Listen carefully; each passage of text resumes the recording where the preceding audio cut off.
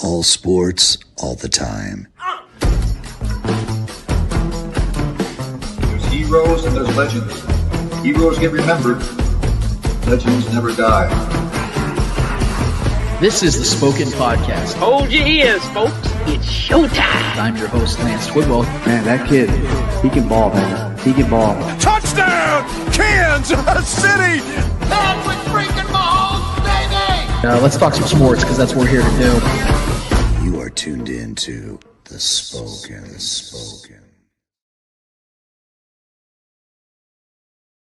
This is the Spoken Podcast. I'm your host, Lance Twidwell, here inside the Spoken Studios with my guy, Trevor Twidwell. What's good? Episode 335 is in full swing, full motion. We're so happy to be here with you and for you to be here with us, whether you're live streaming, podcasting, or YouTube. We want to thank you so much for taking the time to be with us in this time as we have ourselves, I would consider, one hell of a show waiting for you guys today. I hope you guys are ready to tune in and also chime in because we have a lot to get to in the world of sports. We have obviously have a bye week that we have to present to you guys, which means there's no actual game to break down or to take away from when it comes to what we're expecting this week. But this is a week where I believe that we're going to have some real heart-to-hearts and some grievances, if you guys will, when it comes to the things of the Kansas City Chiefs. And like I said, we're going to unpack a lot of that. We actually have, really excited, a first-time guest, and we do consider her now a friend of the show. Fox 4 sports director Rob Collins is going to be joining us in a little less than a half hour from now. I hope you guys are excited for that because I'm really excited about it. I've been a big fan of Rob for a long time. He's been heavily invested in this city for many, many years now.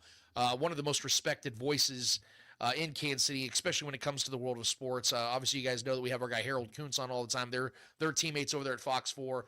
Really good dudes, really respected guys. And I thought it was time to get Rob on the show, and I thought this would be a great week for that because he was actually in Buffalo last week when the Chiefs played against the Bills. So who better to have on the show than a guy that was actually on the ground floor when everything took place. So we'll get his insights and takeaways and overlooks of what's going on with the Chiefs now and moving forward. But first and foremost, Trev, how are we doing today, man? How you feeling? Doing good, man. This bye week is a good time for self-reflection and kind of thinking about the past few weeks of what the Chiefs' identity is, what they've been. I'm sure they're doing the same thing during this bye week, and I expect them to be better and progress as that bye week passes. So that's what we've been doing as fans here and as, guys in the Spoken. So ready to talk some ball in the bye week, man. Ready to figure some things out, how we think the projection, how the rest of the season is going to look for us. Sitting in a pretty uncharted territory right now for us, with the record being what it is, So, yeah, man, ready to analyze, ready to dissect, and see how we're feeling. Get some feelers out here for the people. See how we're feeling, how this Chiefs team is with that past game this past week. Yeah, man, ready to talk some ball, bro. Yeah, you and me both, man. And again, we always try to tell you guys, if you haven't done it already, go to our YouTube side of things. You go to youtube.com, go hit the Spoken Podcast, subscribe, share, notify, like, all the fun buttons you guys could possibly push for us. We greatly appreciate that. But if you guys would also be so kind, go to the comment button because that's where we need you guys to be the most. We'd appreciate that because we want you guys to be a part of the show. As we tell you guys every single week, we'll tell you now. We are a community-driven show. We don't want to talk at you. We want to talk with you. So don't feel like you're coming into the show just to hear us talk or give you guys our viewpoints on things. We want to hear from you. We have an entire segment dedicated to it right in the middle of our show called Speak It, where whenever you guys want to talk about, whatever you guys are thinking about, your questions, takes, comments, concerns, whatever it is, you can drop it in the chat, and we will get to it and answer it and talk about it as authentically as possible. Sometimes we even have back and forths where you guys have a take, I'll have a take on your take, then you have a take on my take from the take, and then we just keep taking it. And that's just a fun thing we do here. We know there's other shows like that do that very same thing, and that is why we usually cling to those shows as family-oriented shows that we definitely don't compete with. We definitely just love being a part of what goes on. But you know what? I've wasted enough of your guys' time just jibbing, jabbing. It is time, Trevor, in my opinion, and I believe in everyone's opinion, for Lance Rants. Gotta scream! Down! We're back to motion! From out to the new beat! Woo!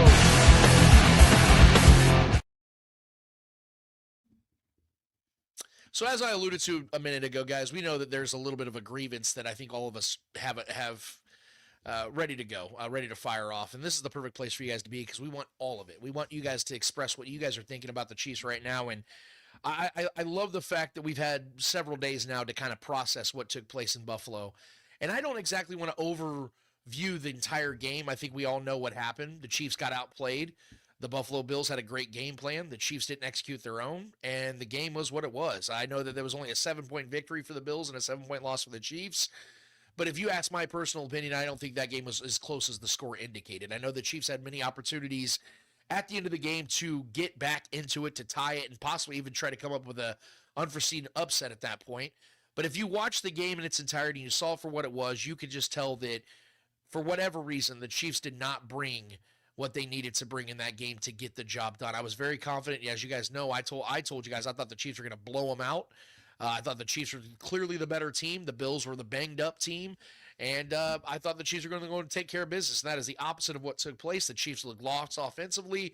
The Chiefs looked like they didn't have any answers for whenever Josh Allen wanted to throw the ball to any tight ends on his team. I mean, Curtis Samuel, I think, caught his 6th pass of the season against the Chiefs. And James Cook did what he did when he was healthy. And we'll obviously pay close attention to that ankle as the season progresses. But James Cook was literally cooking. And that was the one thing that I was worried about, is if the Chiefs can't stop James Cook or at least slow him down, that game's going to be in the favor of the Bills, and that's exactly what took place. So hats off to the Bills. Tip of the cap to what they did, because I think that played a large portion. I know that we often talk about how the Chiefs beat themselves, but I'll be honest with you guys. I do believe the Bills beat the Chiefs that game, fair and square. There wasn't bad controversial calls or anything of that nature. I know people always try to create that, but this was a game that was won by the players, by the coaches, on the Bills side of things, and I think that we just need to tip their cap, and maybe we'll see them again in the postseason, maybe not. But I think that we need to have serious conversations about this team now. So where I want to start, Trev, is I want to start with the reaction to the trade deadline. That is, I think, what is the most of the most relevance right now with the Chiefs, because I think a lot of, and I can say this confidently, a lot of Chiefs fans out there were very upset that the Chiefs did literally nothing at the trade deadline. Now, look. I did the 65 Toss Power Talk Show with Shaggy Shane on Tuesday on this very platform, and Shaggy asked my viewpoint on this, and I already gave it, so I'm not going to give you guys this big old spiel on it. I want to get Trevor's on this, and I want to get your guys' obviously. But just briefly, as I explained on Tuesday on the 65 Toss Power Talk Show, I think that the frustration is valid from Chiefs fans, but I think it's misguided. What do I mean by that? What I mean is, I think that Chiefs fans need to be upset, but they need to be upset for what the Chiefs didn't do, not at the trade deadline, but in the offseason before the season started. See, Trevor and I, we were very adamant on this very show. We had several guests that echoed the sentiments of the Chiefs need to start investing a little earlier at running back. And what do you know? The running back position in this previous draft was very, very heavy. It was one of the most dense running back draft classes in a very long time, and I thought that's the perfect time for the Chiefs to capitalize on doing so. We also knew the Chiefs needed up a little bit on the defensive line, and to their credit, in the second round, they did take Omar Norman-Lott. They also took Ashton Gillotte as a defensive edge in the third round, the following round. So those are things I obviously was very happy to see the Chiefs do. The problem was the way they handled Omar Norman-Lott in training camp and in the preseason, where they had him gain 30 freaking pounds, took him completely out of his element and style of play. And what do you know? Omar Norman-Lott has a knee issue, a torn ACL on a non-contact play. And I would have to believe, being a guy that's dealt with weight issues myself, that probably played a factor in his knee going out the way that it did, because he's not used to having that kind of weight on his body. He's more of an explosive, quicker style of defensive interior player, and he obviously was carrying a lot extra weight on him, and for whatever reason, that's how it played out. The Chiefs decided to use him that way, and it did not work out, and I hope for the best that Omar Norman-Lott can return in 2026 as an effective asset for the Chiefs. But the fact is the Chiefs did simply not enough on defensive line and at running back this offseason. So much so that the pressure was felt by a lot of Chiefs fans this trade deadline. Now, I obviously think that the record and how things went before the bye week is why people probably feel that way the most. But let's debunk some things here real quick, guys. Breece Hall was never a real option here in Kansas City. I understand the Chiefs reportedly offered a 4th-round pick that conditionally could turn into a 3rd. And I understand that on paper, him being a piece on this offense would make a ton of sense. That would be a really good asset for the Chiefs, an acquisition for the Chiefs moving forward, because he would open up things out of the backfield and would be by far the best running back they've had since prime Kareem Hunt. But it's everything that was not mentioned that made that trade not possible for the Chiefs. Because it goes against what Brett Veach's mentality is on how he builds these rosters. Never once has Brett Veach spent actual money at the running back position. Why is that? Because of what mostly Trevor and myself have also echoed on the show. We know that running backs are not valued here in Kansas City like they are at other places in the NFL, and it's understandable because not every team has a quarterback making $500 million and doesn't play to the level of Patrick Mahomes. So we understand that value is differentiated. So when people start making comparisons about, oh, well, the Chiefs gave up a third-round pick to go get Kadarius Toney, but they won't do it for Breece Hall. Yes, and it makes sense. Not that Kadarius Toney is the better player, and obviously that didn't work out at all. But in this offense, knowing how the Chiefs build their offenses, the value of a Kadarius Toney makes far more sense for this offense than the same trade asset utilized for a running back. Because a running back in Kansas City is not going to be utilized like they would in New York or in Philadelphia or in Denver or any other place like that that has limitations at quarterback. Therefore, the need and value of a running back makes much more sense. That's not the case here in Kansas City. Even though we'd love to see more of a ground game be utilized, that's not how it goes here. So trading a third-round pick and then having to pay that position a long-term contract makes far less sense in Kansas City than it would literally anywhere else in this league. So that's why that didn't happen, and that's why the Chiefs weren't willing to give up that third-round pick, and I actually stand in unison with the Chiefs on that one. If there was a wide receiver they wanted to add and they were giving up a third-round pick, I'd be in favor of it, just like I was ultimately in favor of them trading for a Kadarius Toney type because I understood the need and the value here in Kansas City for that position. Now, when it comes to defensive line, I did want to see the Chiefs make a move. But it wasn't one of the moves that we saw some of these teams make, like the Dallas Cowboys, where it was Quinnen Williams they were giving up a haul to go and get him. I would have loved Quinnen Williams on this team, but I also know the contractual side on his obligations, where he's going to be making big money in Dallas for the next couple of years. And that's not an option for the Chiefs either, financially. So what do you do? Well, what the Ravens did, a team that's currently way out of the playoff picture. They went and got Draymond Jones for a fifth-round pick. That's the move that the Chiefs should have made. If they knew that Draymond Jones and the Ravens there was a trade setting up with them for a fifth-round pick, the Chiefs should have stepped in and said, what can we do to match this or better the offer? Because we want a guy like that. And that would have been a guy I could have seen happen. But what the Chiefs have now shown us is they believe they have enough in-house to get it done. So what are the solutions, Trevor? Here's my one solution. You play Ashton Gillotte more. He's not getting nearly enough snaps. I understand he's a rookie, but he's a third-round pick. Again, we're talking about the value of these picks. We know the Chiefs have to maintain some of these picks to keep building a cheaper, younger, more talented roster around the older veterans on this team moving forward to continue this dynasty. Well, you took one of those third-round picks, and you got Ashton Gillotte. You obviously believe this guy can be another George Karlaftis because stylistically, they are very similar. So that's what you do, because Charles Omenihu is simply not getting the job done. So play Ashton Gillotte the snaps you give out Charles Omenihu, reverse their roles, and let's see what the young kid can do. Chris Jones has got to play better. Chris Jones isn't even winning his one-on-ones anymore, and that's very frustrating. I understand he gets double-teamed. No one defends him more than we do here. Okay, we're a pro Chris Jones here, and I still believe he's got plenty of juice in the tank. I believe that Chris Jones is still an elite player. Has he been elite this season? Hell no. Not even close. But I do believe there's a redemption arc on the horizon for Chris Jones. He's just got to simply play better. The Chiefs clearly believe they got enough in tow. They believe they got enough on their roster. So now it's time for the coaching staff to get the job done.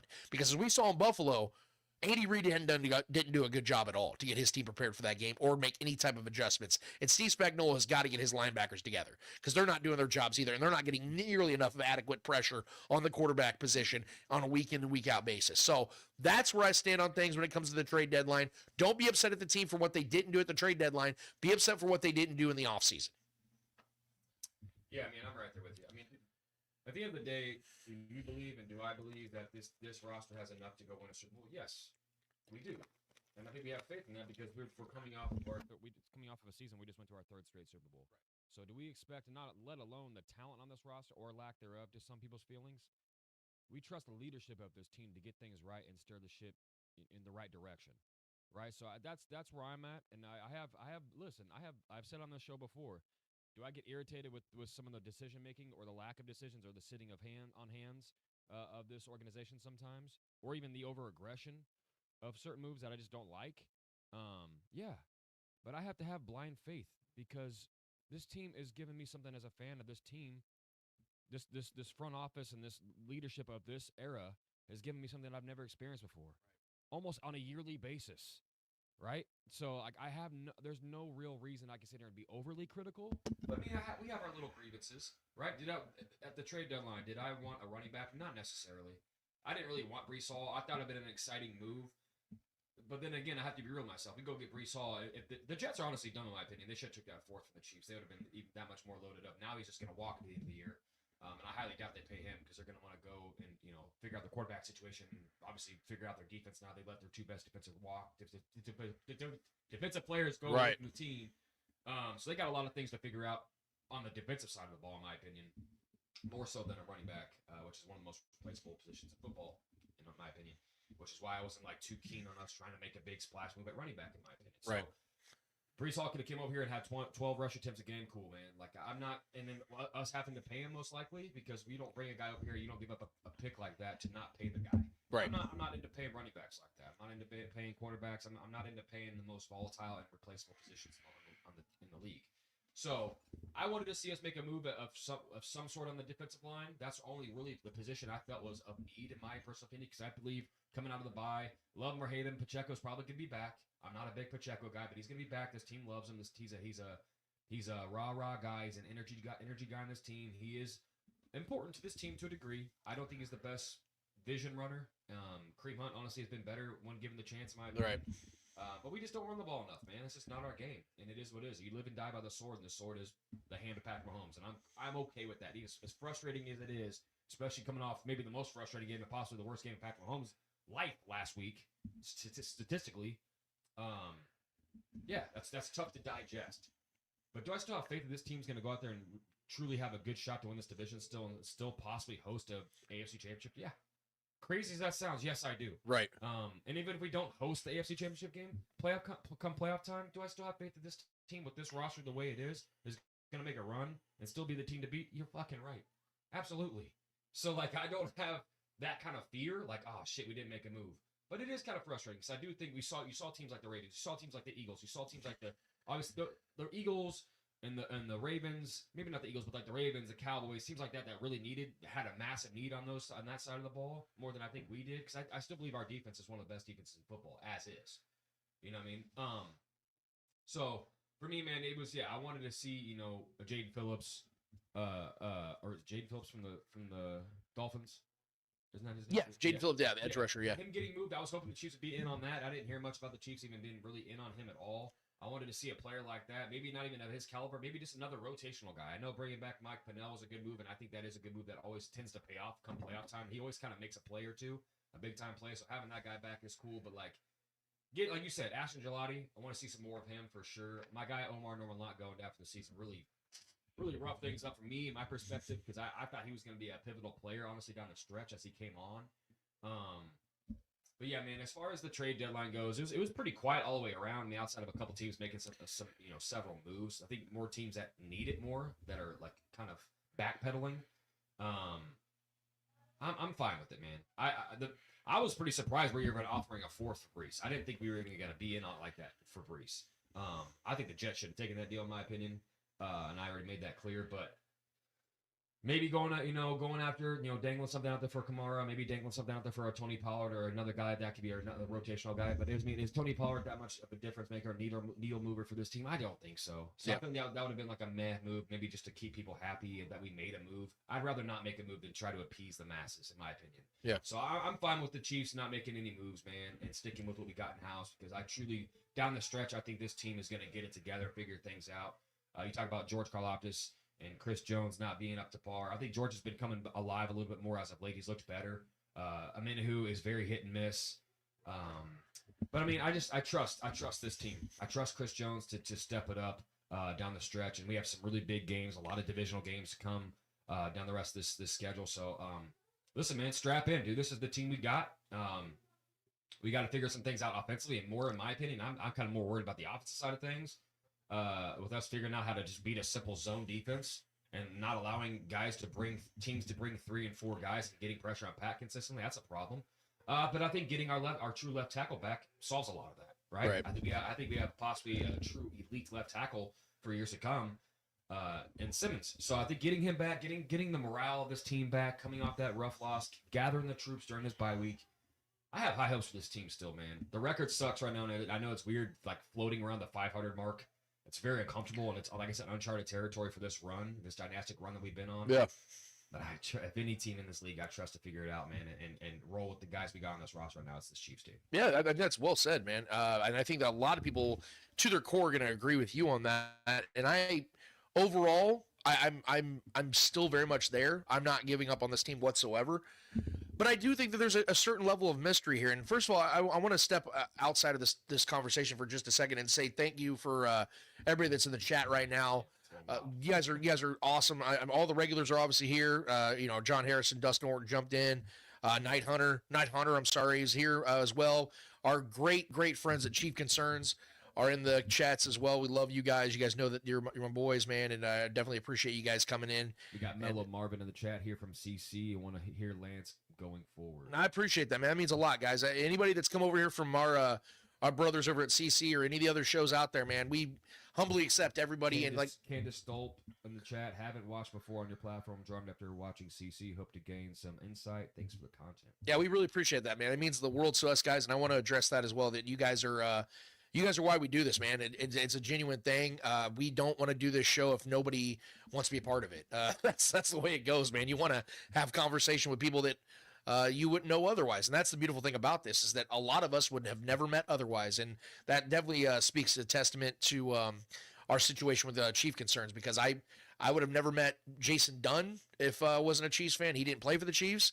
Definitely wouldn't have met Marcus and 𝚂𝙿𝙸 if we weren't all Chiefs fans and we had a like-mindedness of talking about this stuff and caring about this stuff and loving this team and loving this sport. I mean, that's what draws us all together, man. So I just wanted to take a couple seconds here, man, and address the chat, because you guys are what makes this fun. We love the fact that you guys want to have like separate conversations as shows going on, ask questions, want to talk with us. It means the world to me, man. So anybody that's new here to the show, that is what we're about. We're a community-driven show, like I said, and we want to talk together. Let's have conversations. Let's have fun. And we can agree. We can disagree. We can agree to disagree. We can do all that fun stuff. But at the end of the day, we are all people that have viewpoints on life and viewpoints on sports.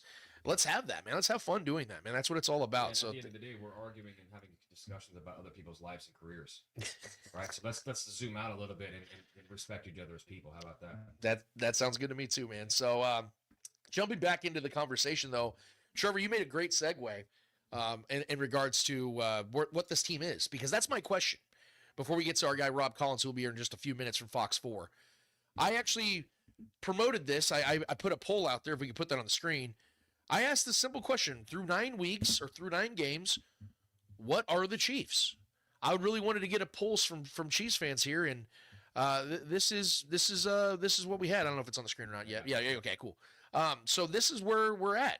It's a very, dare I say, nuanced or divided or whatever you want to call it, or very unique Rightfully so. blend of people that have differing opinions. We have 21% of the people said a disappointment, 26% said good, not great team, 17% said Super Bowl contender, and 36% said I still have no idea. So this is what I find interesting about that, because I think it's very fair that the majority said they still have no idea, because of the fact that, what do we go off of, Trevor? We always talk about, well, this team's made 5 of the last 6 Super Bowls. They've been to 7 straight AFC championship games. The benefit of the doubt is naturally given because of what they've been able to do. But we also have to acknowledge and accept the fact that this is a year-by-year league. It's a week-by-week league. So things can change, and you can still have questions about a team or a player or both if they give you reason to question it. And I think that's what the Chiefs have done this season, is they've given us reason to believe that there are questions here. Is he with us? Mm-hmm. Awesome. Let's get right to it, man. I'm not going to waste this man's time, because this is a very, very valuable man to the community, and a guy that I've had immense respect for. I don't know if you can pull that for me around, Trevor. Sorry about that. Yeah. Let's make sure I get that around my big ass head. There we go. So we're really pleasured and honored, man, to be attached, or to be joined by a guy that, like I said, I've had a lot of respect for. A guy that does a lot of great work. He's been on the ground floor for a long time here in Kansas City, invested in this community, invested in this team in Kansas City for the Chiefs. I don't want to waste any more of his time because he's, like I said, he was kind enough to join us on a Saturday. Let's give it up for the one, the only, Rob Collins. What's up, Rob? Hey guys, that's one heck of an intro. I appreciate y'all having me on a Saturday. It's fun, just chilling, lit a fire. It got cold overnight, man. What the hell's going on here? Y'all both wearing hats? How about put mine on? Watching BYU Texas Tech. Should be a good day.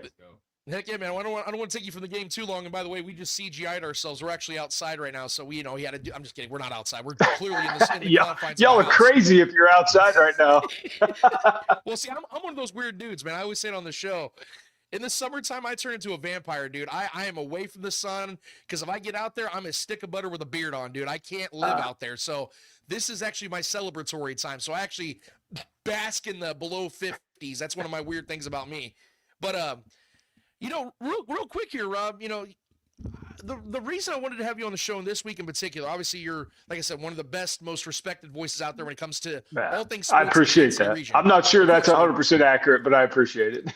Well, you can be humble, but I'm not going to be humble for you, damn it. We're going to have a real conversation here about this because you put in the work, man. And I thought that you were the right guy to have this week on in the show because you were on the ground floor in Buffalo this week. You were there. Yeah. You saw this game for what it was, in close, up front in person, personable. You know what happened in this game, I think, better than some of these people saw it. Now, I just want to get your viewpoint because I'm going to be real with you. When I first viewed this game, and we talked about this game last week, I thought that the Chiefs were going to come in here as clearly the better team, the healthier team. I understand that Josh Simmons isn't there yet, but they got their weapons back, and everyone's excited about the EGE movement, and, this team's going to go in there, and they're going to make a statement, and, because this is a game they actually needed. Because in the previous 3 seasons when the Chiefs faced the Bills in the regular season, they already had the AFC West locked up, or they're the number 1 seed or number 2 seed in the AFC. There was a little bit of a give. There was a little bit of a cushion. And dare I say, the Chiefs probably just didn't look at that game as a game they had to win. This is a different time. This is a different year. And the Chiefs didn't have that benefit of the doubt moving into this game. And they went in there, and I think they didn't play their best. I don't think they played close to their best. And the Bills had a hell of a game plan. They executed, and they came out with the W. So tip of the cap to them. That's my viewpoint. I want to get your viewpoint on this, Rob. What did you see in this game from both the Chiefs and the Bills, and why it ended up being the way that it did?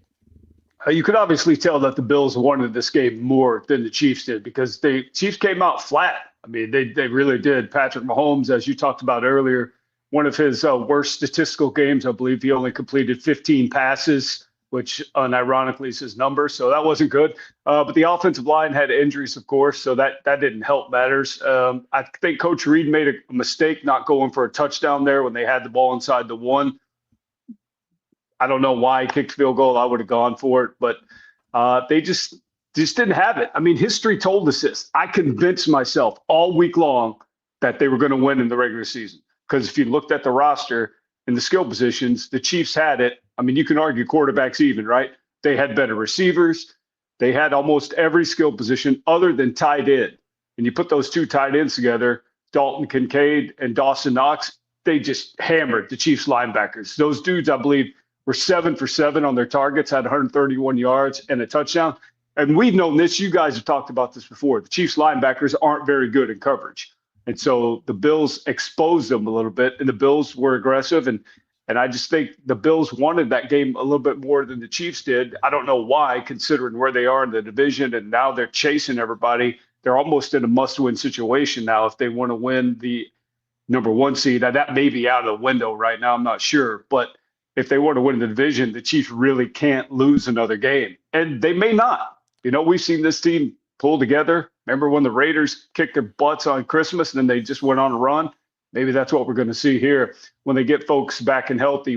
When Josh Simmons comes back, that's going to alleviate a lot of issues because I saw Patrick Mahomes having happy feet in this game and maybe not trusting his read progressions. I don't know what you guys saw, but it looked like that. He maybe stayed in the pocket a little bit too long. I wanted to see him take off a couple times.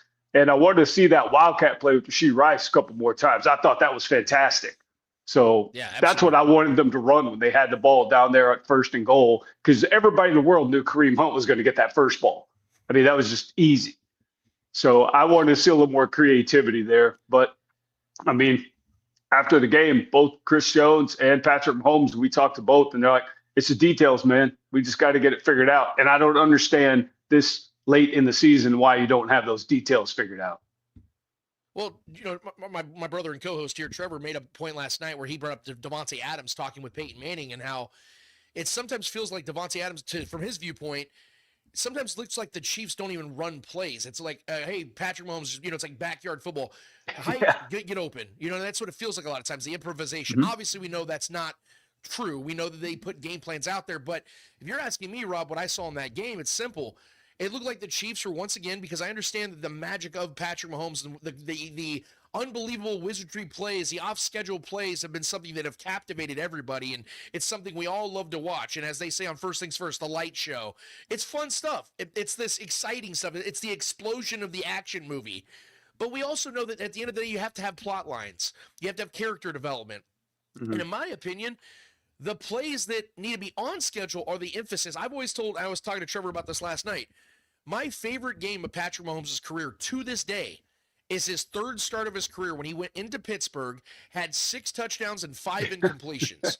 The reason why that's my favorite game isn't because of the stats, though, even though the stats are otherworldly. It's because of how he had those stats and how they won that game. Patrick Mahomes have a 3-step drop, the ball's being delivered. 5-step drop, ball's being delivered. I understand that he does all the fun stuff, and that's what we all love to watch from an entertainment standpoint. But from a winning perspective, I think that you're at your best as a team when you're on schedule and you're making on-schedule plays. Case in point, the Super Bowl, the rematch against the 49ers in 2023. That final drive, there was nothing that Patrick was doing that was sexy. He was making dump-offs. He was making time throws, on-schedule throws, running the ball, and then a weird little out route to Mecole Hardman to finish the game. There was nothing exciting about it. It was very Tom Brady-esque, but that's what made Tom Brady great.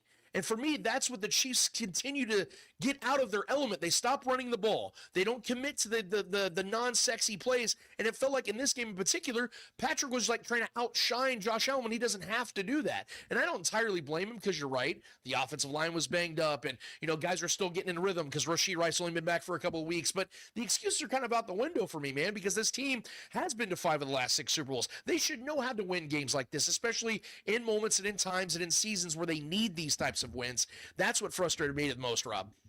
Yeah, it was frustrating to watch. And, I'll equate this to playing golf because I play a lot of golf. It's okay to have a par. Pars are good. It's fine. Just move on to the next one. You don't have to go for the green and 2 every time on a par 5. And, we all love the Mahomes magic plays, behind the back, sidearm, slot, no look, all that stuff. That gets the clicks, right? That gets the Sports Center highlights. But just to be efficient, man, run the ball. Convert 3rd down, maybe a 4th down here. Put long drives together like we've seen them do in a couple of games prior where they had long drives, 3-4 drives that were 7-8 plays, 80 yards. That's great. That's what they need to do. But I just don't understand why they didn't play as well as they should have in that game. And like you said, credit Buffalo. They came out. They had a great game plan with their tight ends. They did a great job on Patrick Mahomes on defense. And the Chiefs defense really didn't pressure Josh Allen. I mean, he was comfortable back there all the time in the pocket. They sacked him 3 times. Yes, 2 of those were on the same drive. But I think Allen only had 3 incompletions, if I remember the box score right. So he was great. Josh Allen usually plays his best games against Patrick Mahomes because he understands what that means when they win. And we know what happens in the postseason. It's a different animal. So, I mean, wouldn't it be beautifully ironic if the Chiefs have to go back to Buffalo in the postseason and they beat them in Highmark Stadium, the last game of that stadium before they move across the street? I mean, it may happen, guys. That would be pretty sweet. Yeah, Rob, I like a good redemption arc, so I'm all for that, actually. I'll be honest with you, I prefer this team and Patrick Mahomes on the road than at home because more times than not, I feel like the Chiefs kind of like to put on a show at home a little bit more than they do on the road. On the road, more times than not, it's more business modeled. Yep. They come in that and they kind of have a different approach, which again, why this game was so damn confusing. But I like Patrick as the villain. I remember one of my favorite things I've ever seen is when Mahomes is running off the field in Buffalo and they're throwing snowballs at him. He's laughing at the crowd. That's so satisfying, dude, when your quarterback is the one that pisses off fans that bad. But, Rob, we've been kind of having these conversations with a lot of people this last week, and I'm sure you're seeing it. You probably have your own viewpoints on it. This is why we have you on the show, man, about what the Chiefs didn't do during the trade deadline. And there's so many fans pissed off about how the Chiefs didn't add a defensive lineman, add a running back, or both. My viewpoint on this, Rob, we just got done talking about a few minutes ago. If you're going to be upset with the Chiefs about what they didn't do at those two positions in particular, don't be upset what they didn't do at the trade deadline. Be upset with what they did before the season started. Because for me, they had multiple opportunities in this draft to answer the running back position far earlier than the 7th round. And I like 𝚂𝙿𝙸𝚂, but he doesn't strike me initially as a guy that's going to be a bell cow type of running back or a dude that's going to be able to run the ball 15 to 20 times and be a real difference maker in the ground game. He looks more like a change of pace back that can catch a ball out of the backfield and create with his feet, which is fine in this offense. But I felt like the Chiefs kind of missed the boat before the season by not attacking the running back position a little bit more. They did okay in the defensive line when it comes to drafting Omar Norman Lott. But then they asked him to gain 30 pounds. And I think that may have played a factor in his knee injury. Yeah, exactly. 𝚿𝙺 𝙺𝙀 is the guy that they took in the 3rd round as an edge rusher. They clearly believe in him. They think he could be a George Karlaftis-esque type of guy, which they clearly believe in. They just gave him an extension. So my solution when it comes to, what the Chiefs should do is lean into 𝚿𝙺 𝙺𝙀 a little more. Maybe give him more of Omenihu snaps, because Omenihu hasn't been effective of a piece to justify getting snaps over 𝙺𝙺 in my eyes. But I understand the fervor, the frustration that from the fan base, but I think it's a little misguided. I don't think the Chiefs are ever really going to be in the running to go and be heavy swingers at the trade deadline. They never really are in the Veach era. They're more of a team that likes to maintain their picks and use those in the draft, obviously, unless they want to go and get a Orlando Brown Jr. Trade or swing heavy for a Frank Clark like they did 7-8 years ago. The Chiefs are the team that has to stay cheap and young at certain positions. You have to keep those draft picks. So I got why they did that. So do you see it the same way, Rob, or do you think the Chiefs should have been a little bit more aggressive at the trade deadline? Well, Brett Veach has shown us in the past that he builds through the draft, right? That's how he does it. And I know a lot of folks wanted Breece Hall. He's got Kansas ties from Wichita, and we all heard the 4th round for the 3rd round didn't work out. But my main concern with that is what happens after that. You're going to pay him? I doubt it. Nobody's paying running backs, and why should you? Unless, it's the top 3-4 guys.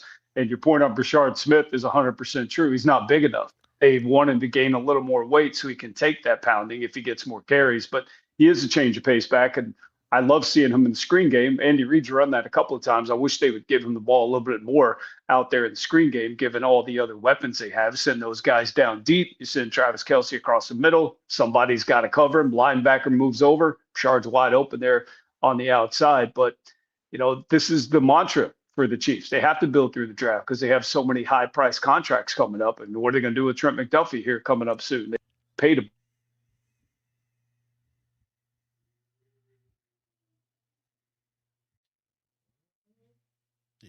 Uh-oh. Dropped out for a second. I'm not sure.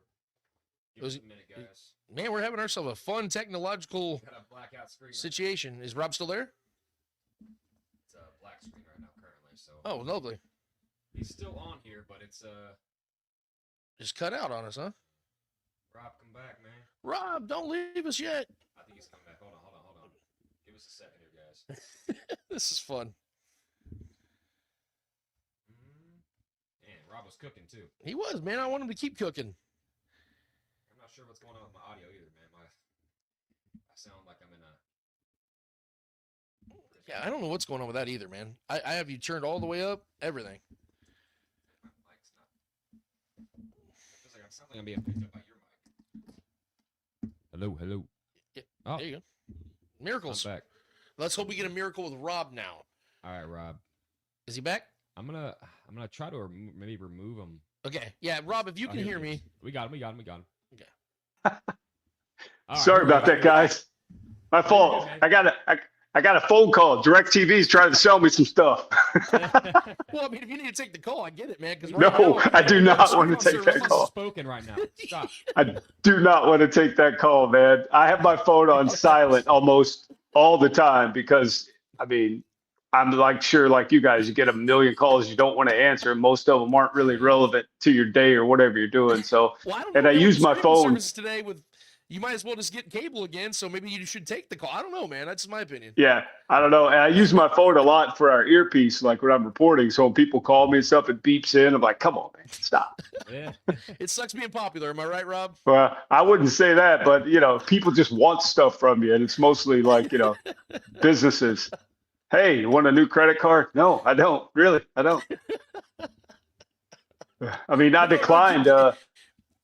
I declined $6 million from a prince in Africa last week. I may have made a mistake on that one. I'm not sure, What are you but thinking? we'll see. I'm still waiting for his call, man. You're lucky you got that call. I haven't even gotten that opportunity to get scammed yet. You know what I mean? That sucks, dude. But no, you were saying, man, you were really cooking right there, man, when you were talking about this whole situation with Breece Hall and what you saw with the how Brett Veach is not aggressive usually with the picks. He likes to keep those and build this team. Continue to say what you were saying, man. Yeah, and we see him trade picks a lot. I mean, look at Trent McDuffie, because I was there in Vegas when he got drafted, and we were all surprised that he moved up a little bit there to get him. And we know that obviously he was in on Mahomes and moving up to get him all those years ago. So that's just the way Brett Veach does it. And I think they're okay with what they got. Obviously, having some injuries on the defensive line really hurt them, because I really think they thought Omar Norman-Lott was going to be a beast, a guy they could really count on. And we had him on our Kansas City huddle show, and he thought the same thing at the time. We had him earlier in the season. So that was a tough loss for them. But Chris Jones said it best. He's like, we got to win one-on-one matchups, because you and I both know, everybody knows watching this, Chris Jones is getting double teamed just about every play. And if the other guys don't win their one-on-one matchups, you're not going to get pressure on the quarterback. And that might bite the Chiefs. Obviously, it did in Buffalo. Yeah, absolutely. And that's where my next question really comes into play here, Rob. I mean, we're trying to figure this out. Right before you jumped in, I presented the poll, and I don't know if you can put it on the screen again, sure, so Rob can see it. But I put this on Twitter just yesterday, actually. Through 9 games, what are the Chiefs?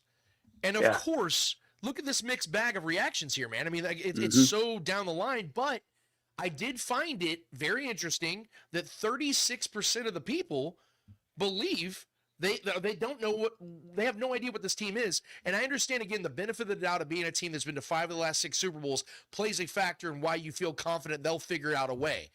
But there is something to be said about a team that in games like last week and in games against the Eagles and games like, the Jaguars, where you should be able to win these games, and in situational moments, a type of football the Chiefs have actually been great at. Like last season, clearly not a better team they are this year from just a talent perspective and availability perspective, but they were able to figure out those victories. So that's the confusing thing. It's like this full pendulum swing of you have the talent and availability, but you're not winning situationally. Last season, you didn't have the availability, but you were constantly winning situationally. It's a very odd thing to consider, man, when you're looking at this team. Am I confident they can still win a Super Bowl? Absolutely. Do I think they're still going to win this division? Yes. But that has a lot to do with the teams around them more than this team right now, because I'll be honest with you, they are giving me these doubts of whether this team's going to do it. Because like you just said, that could bite them if they can't get adequate pressure, where Spags is going to have to constantly drop these corner blitzes or stunt blitzes or any of these types of things.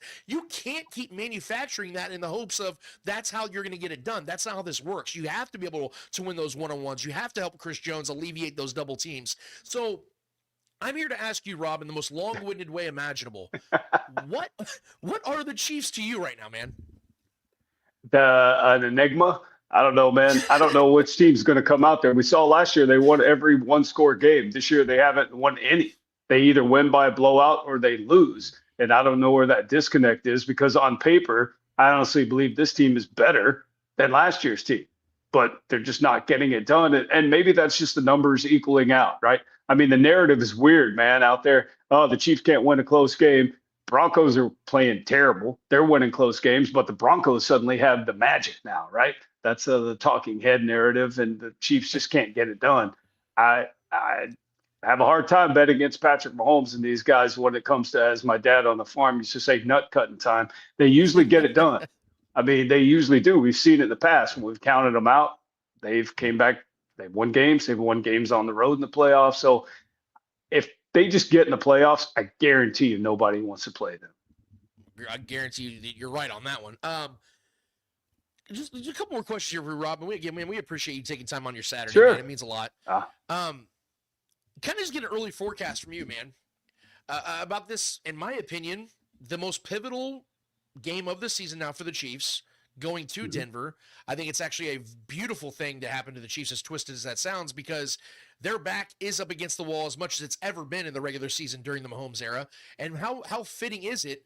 They're going against the team that's currently leading the division. If I'm not mistaken, I think the Broncos are currently the 1 seed in the AFC, and they are going into their house And this is a game they absolutely have to win, because if they don't win this game, they do not win this division. And if they don't win this game, the playoffs is a legitimate conversation to have as whether this team's going to make it or not. So this is a game the Chiefs have to win. I know the whole must-win conversation always gets old and cliche, but this is a real time to talk about it. It is valid to talk about how important this game is. So just an early forecast here, because I know we got another week, and it feels like an eternity already since we've watched the Chiefs. Yeah. Where are you at, man, on this matchup? Do you feel confident? Do you feel like that, hey, the Chiefs are going to go in there and take care of business? Or is this a game where you're kind of, the eye starts to twitch a little bit when you start to break it down?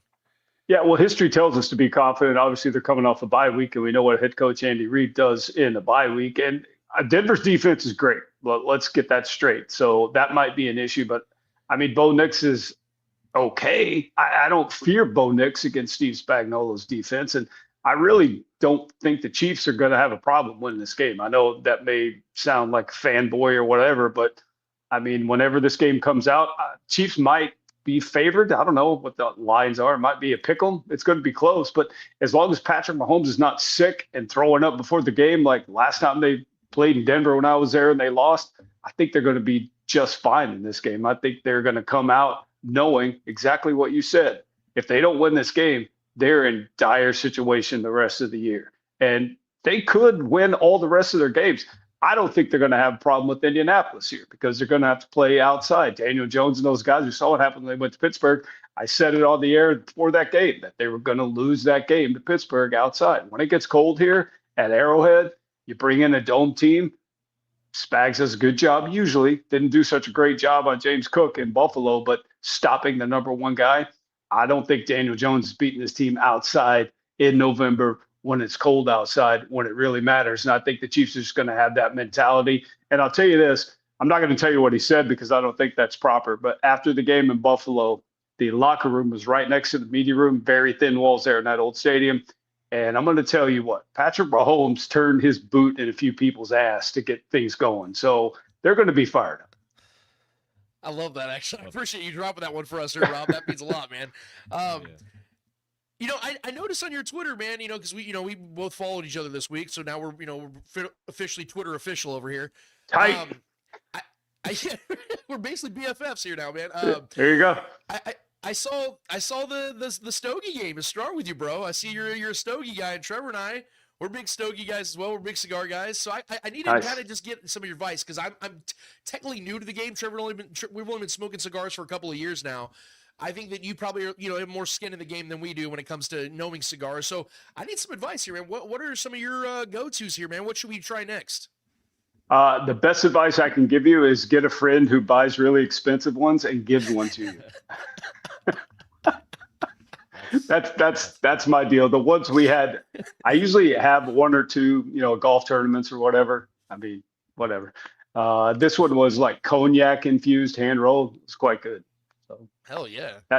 That's my option. I don't even remember the name of it. So I usually don't buy them. Again, I have friends in high and low places, and sometimes the low place friends are more fun, but the high place friends get you to have a little fun. They both have equal benefits, I'm sure, brother. But hey, man, look, it's a cold Saturday. I know it's a football Saturday. We got a long week before the Chiefs play in Denver.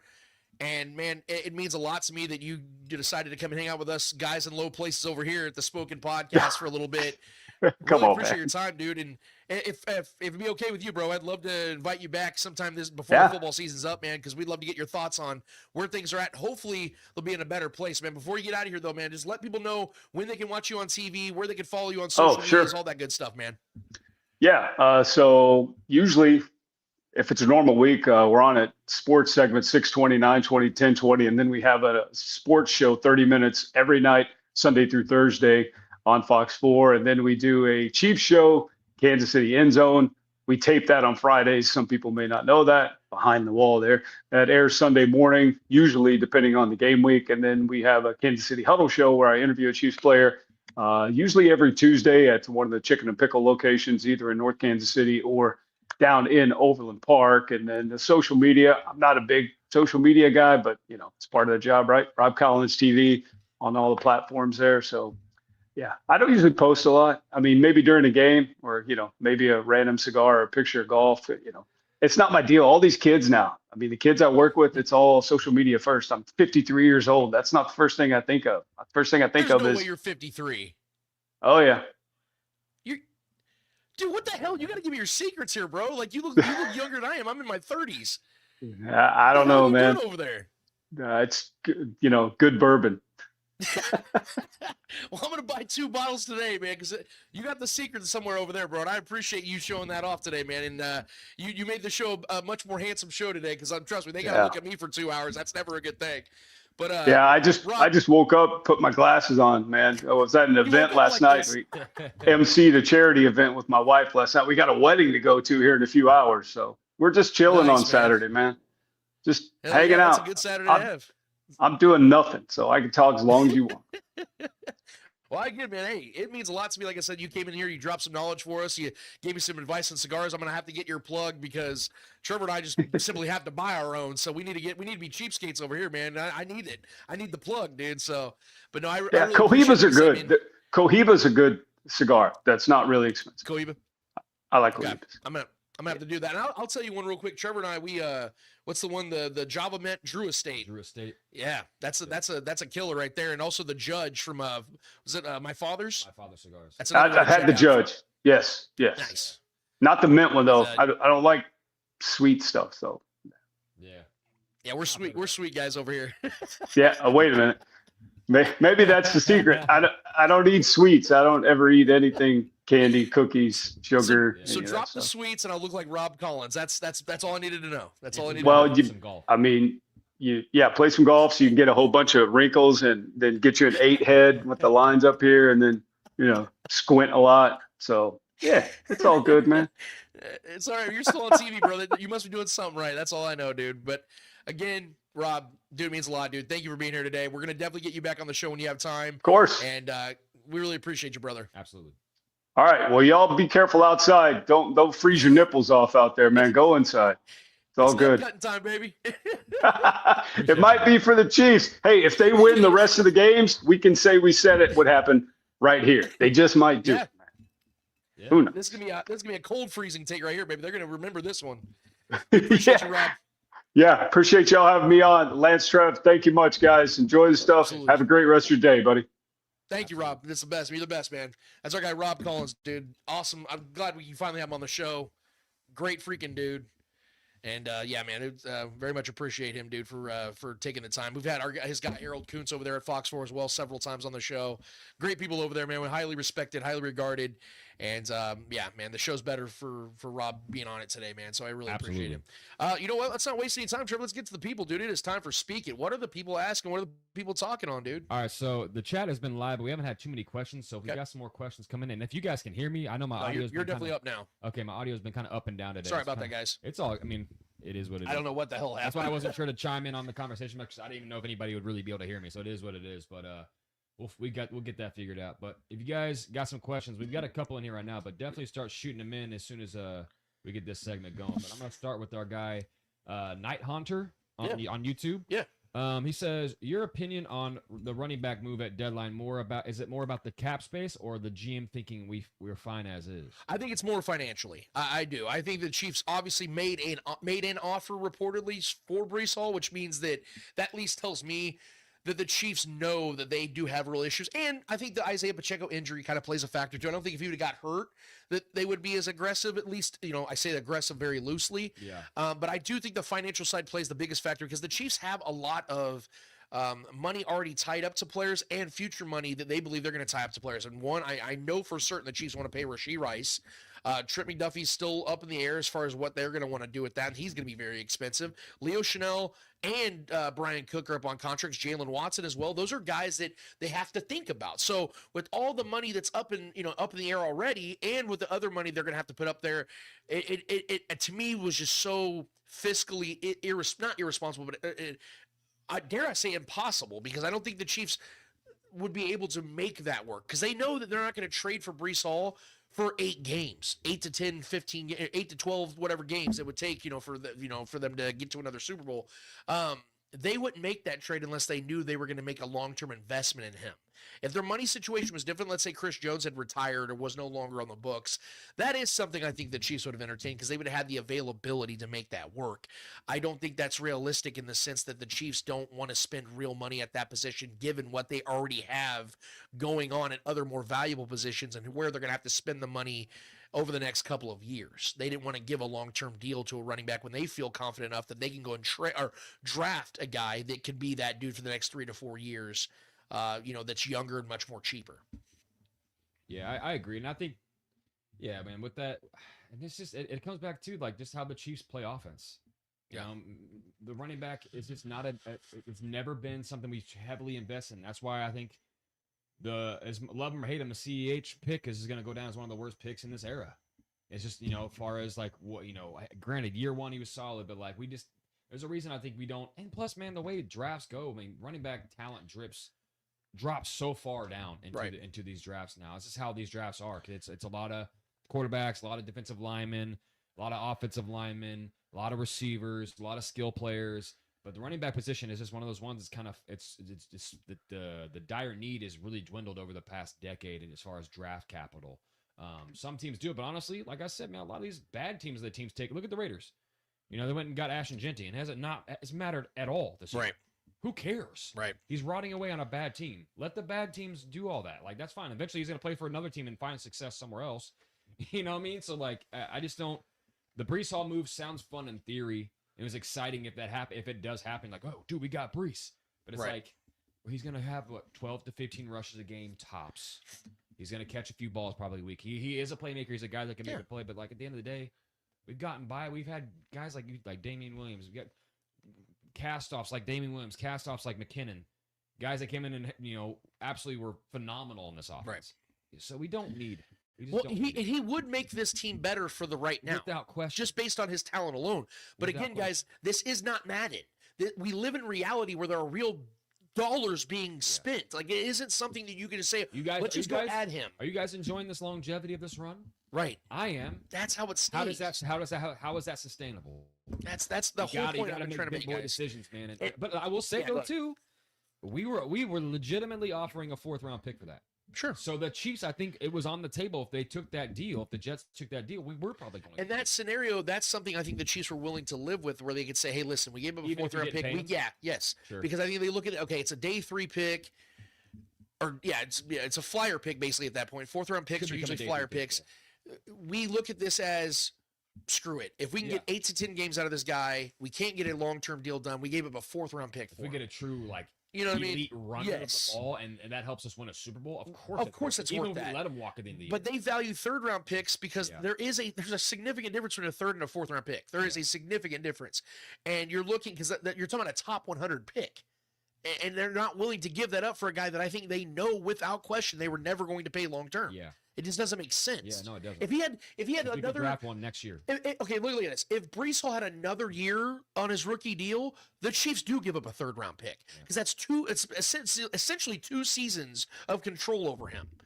So yeah, that would make sense because you're getting basically 2 seasons of a good young running back on a rookie deal. And that's not the reality. And I truly am I'm not like downgrading the running back talent or like the running back position in general, but I truly am a believer that system matters for running backs. Situation and system matters probably the most. Not everybody's Christian McCaffrey, right? Not everybody is, LaDainian Tomlinson. These guys were like just good no matter how bad their team was. I mean, they were just producers. Not everybody's like that. Those are kind of once in a lifetime kind of players, right?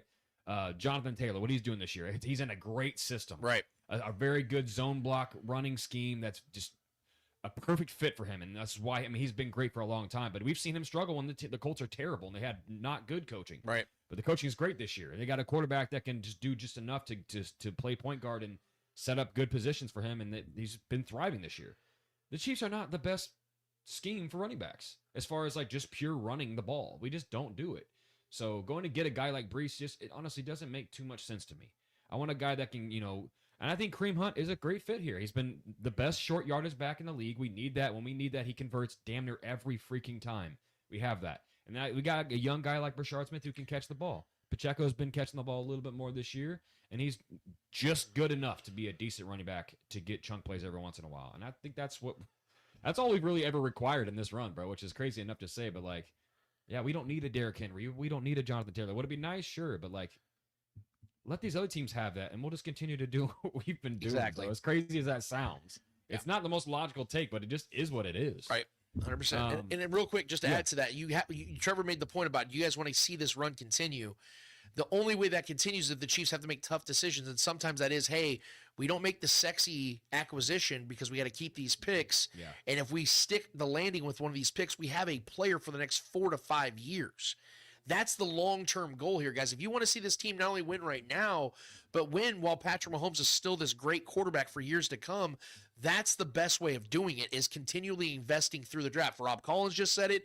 Everybody knows it. Like, I've been trying to tell Chiefs fans this for so many years now. Guys, there is a literal intent behind everything Brett Veach has done. He's been showing us the blueprint for years now of how he intends to keep building this roster, and it's the most responsible way of how you build a roster. You pay your quarterback. The quarterback gives you this unique opportunity to have extra money to utilize. You do add to the offense, as Trevor and I were talking to one of our other brothers last night about this very thing, about how the Chiefs are going to continue to pay offense because you do want to have those plug-and-play players offensively, but you also have to be fiscally responsible at the same time, where you are being able to draft a 𝚂𝙿𝙸𝚂𝙾𝙳𝙴. You are able to go and draft a Josh Simmons. You are able to go and draft Rashee Rice and Xavier Worthy and Isaiah Pacheco and Kareem Hunt. Those are all guys they drafted in the past. Yeah. They didn't just go and get those dudes in free agency. Now, obviously, you have your Joe Toonies that they spend exorbitant amounts of money to. You pay Jawan Taylor. But those are guys that play positions of far more value than running back. That's the point I've been trying to get people to understand, is that you have to sometimes go out there and fork out the cash. Yeah. But make sure you're doing it at positions that you know you have to pay. You do not have to pay running backs, because look what the Chiefs have done in the 5 Super Bowl appearances they've had. Look at the running backs they've had in those 5 Super Bowl appearances. The worst thing for anybody arguing the Chiefs should go get a running back is what just happened last year. We went and pulled Kareem Hunt off the couch after he was cut by the Browns. Yeah. And we went to the Super Bowl with him. Now, I'm not. We didn't win. I get it. Now, I'm not going to be a hypocrite here. Worst, I know. I'm not going to be a hypocrite because you and I have had our debates about what I said about Alvin Kamara. Sure. I wanted him, but remember what I said. If you can get him for like a 5th or 6th round pick, that is worth it. Because you are going getting a veteran that can make a difference. You're getting Rashard Smith, the guy that I am still a believer in, on steroids. Yes. Not literally. I'm not making a claim, but like, you know what I'm saying? Like, that kind of player who's an elite pass catcher his whole career, outside of McCaffrey's been maybe the best pass catching running back in this era of his time.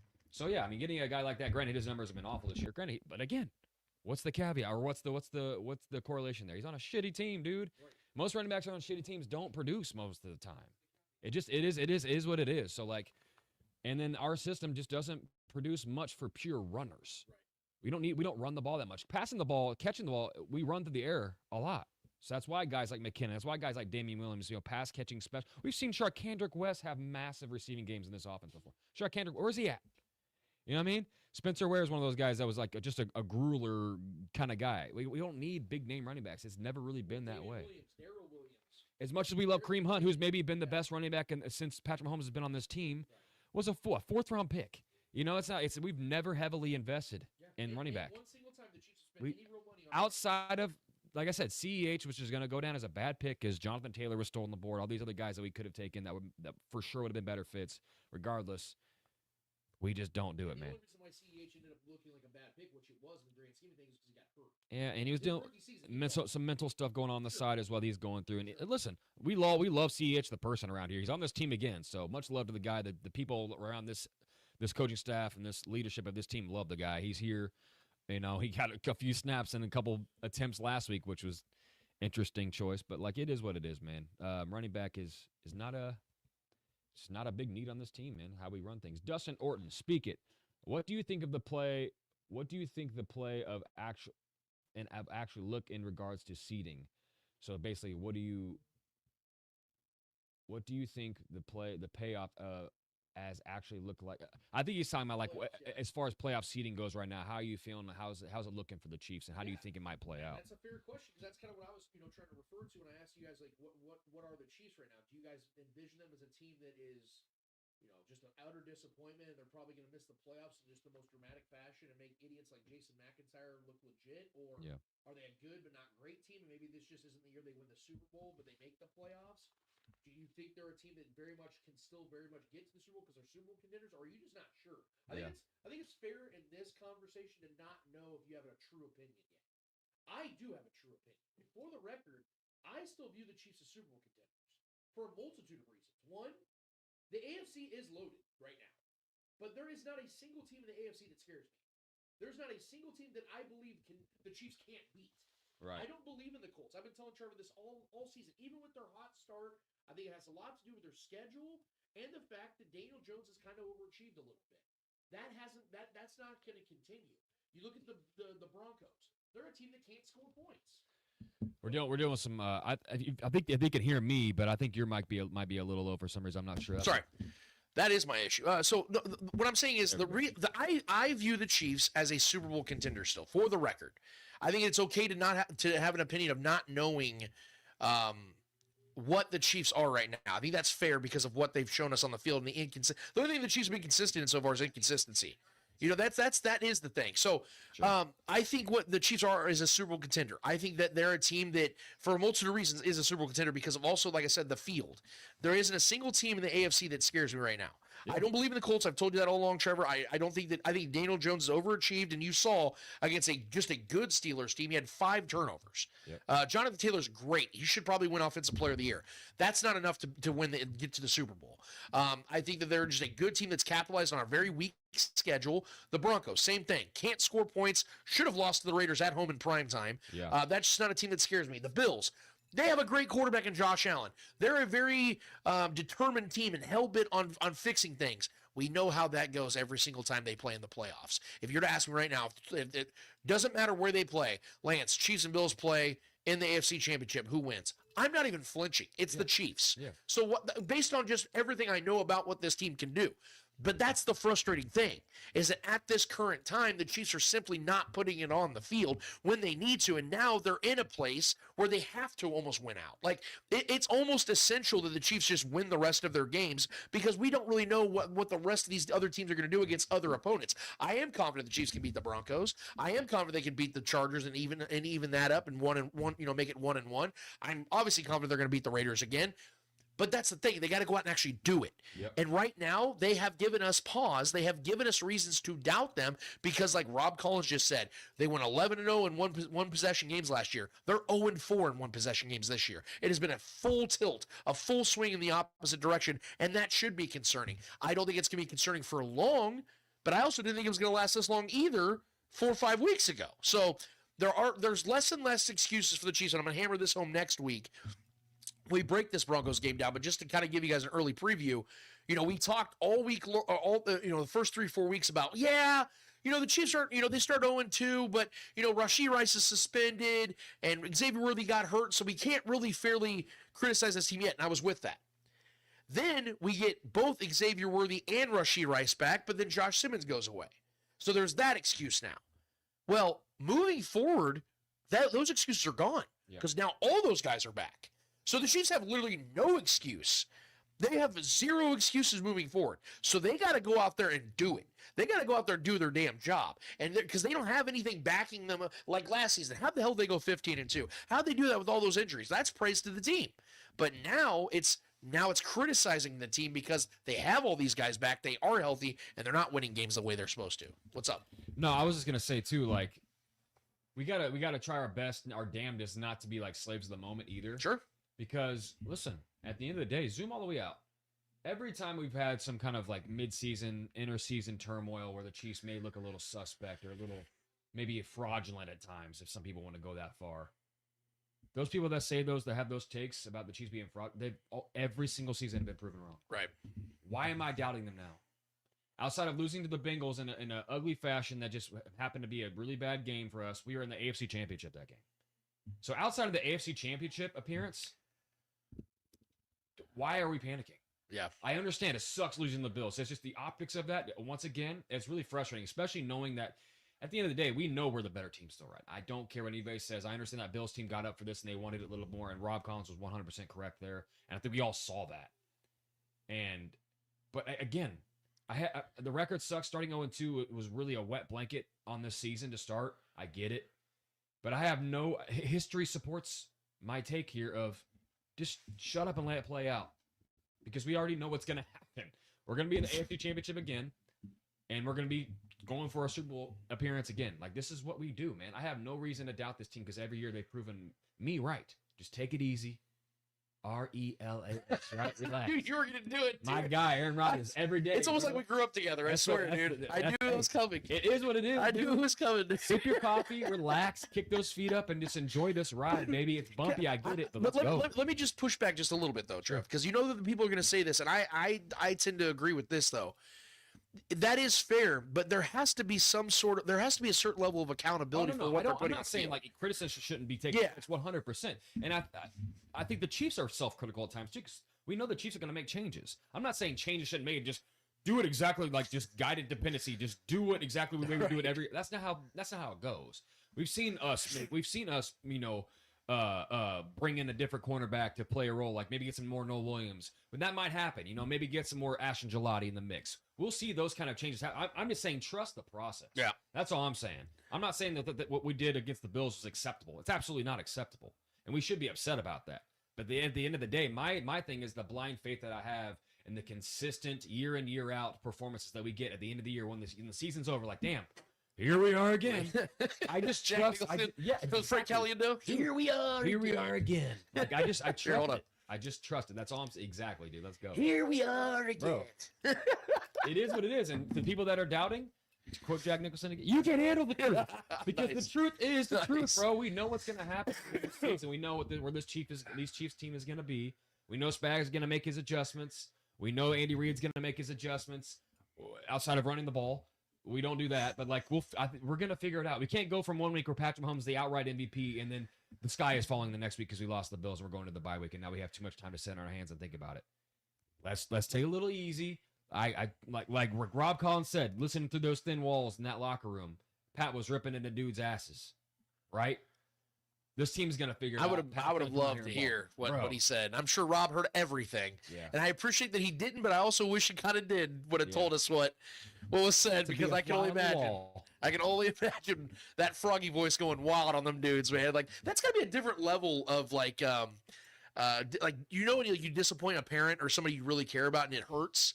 Like imagine if their voice sounded like Patrick's. Like you would feel even worse because like, dude, this guy is using this voice that we all like usually try to make jokes about in the most like angry way.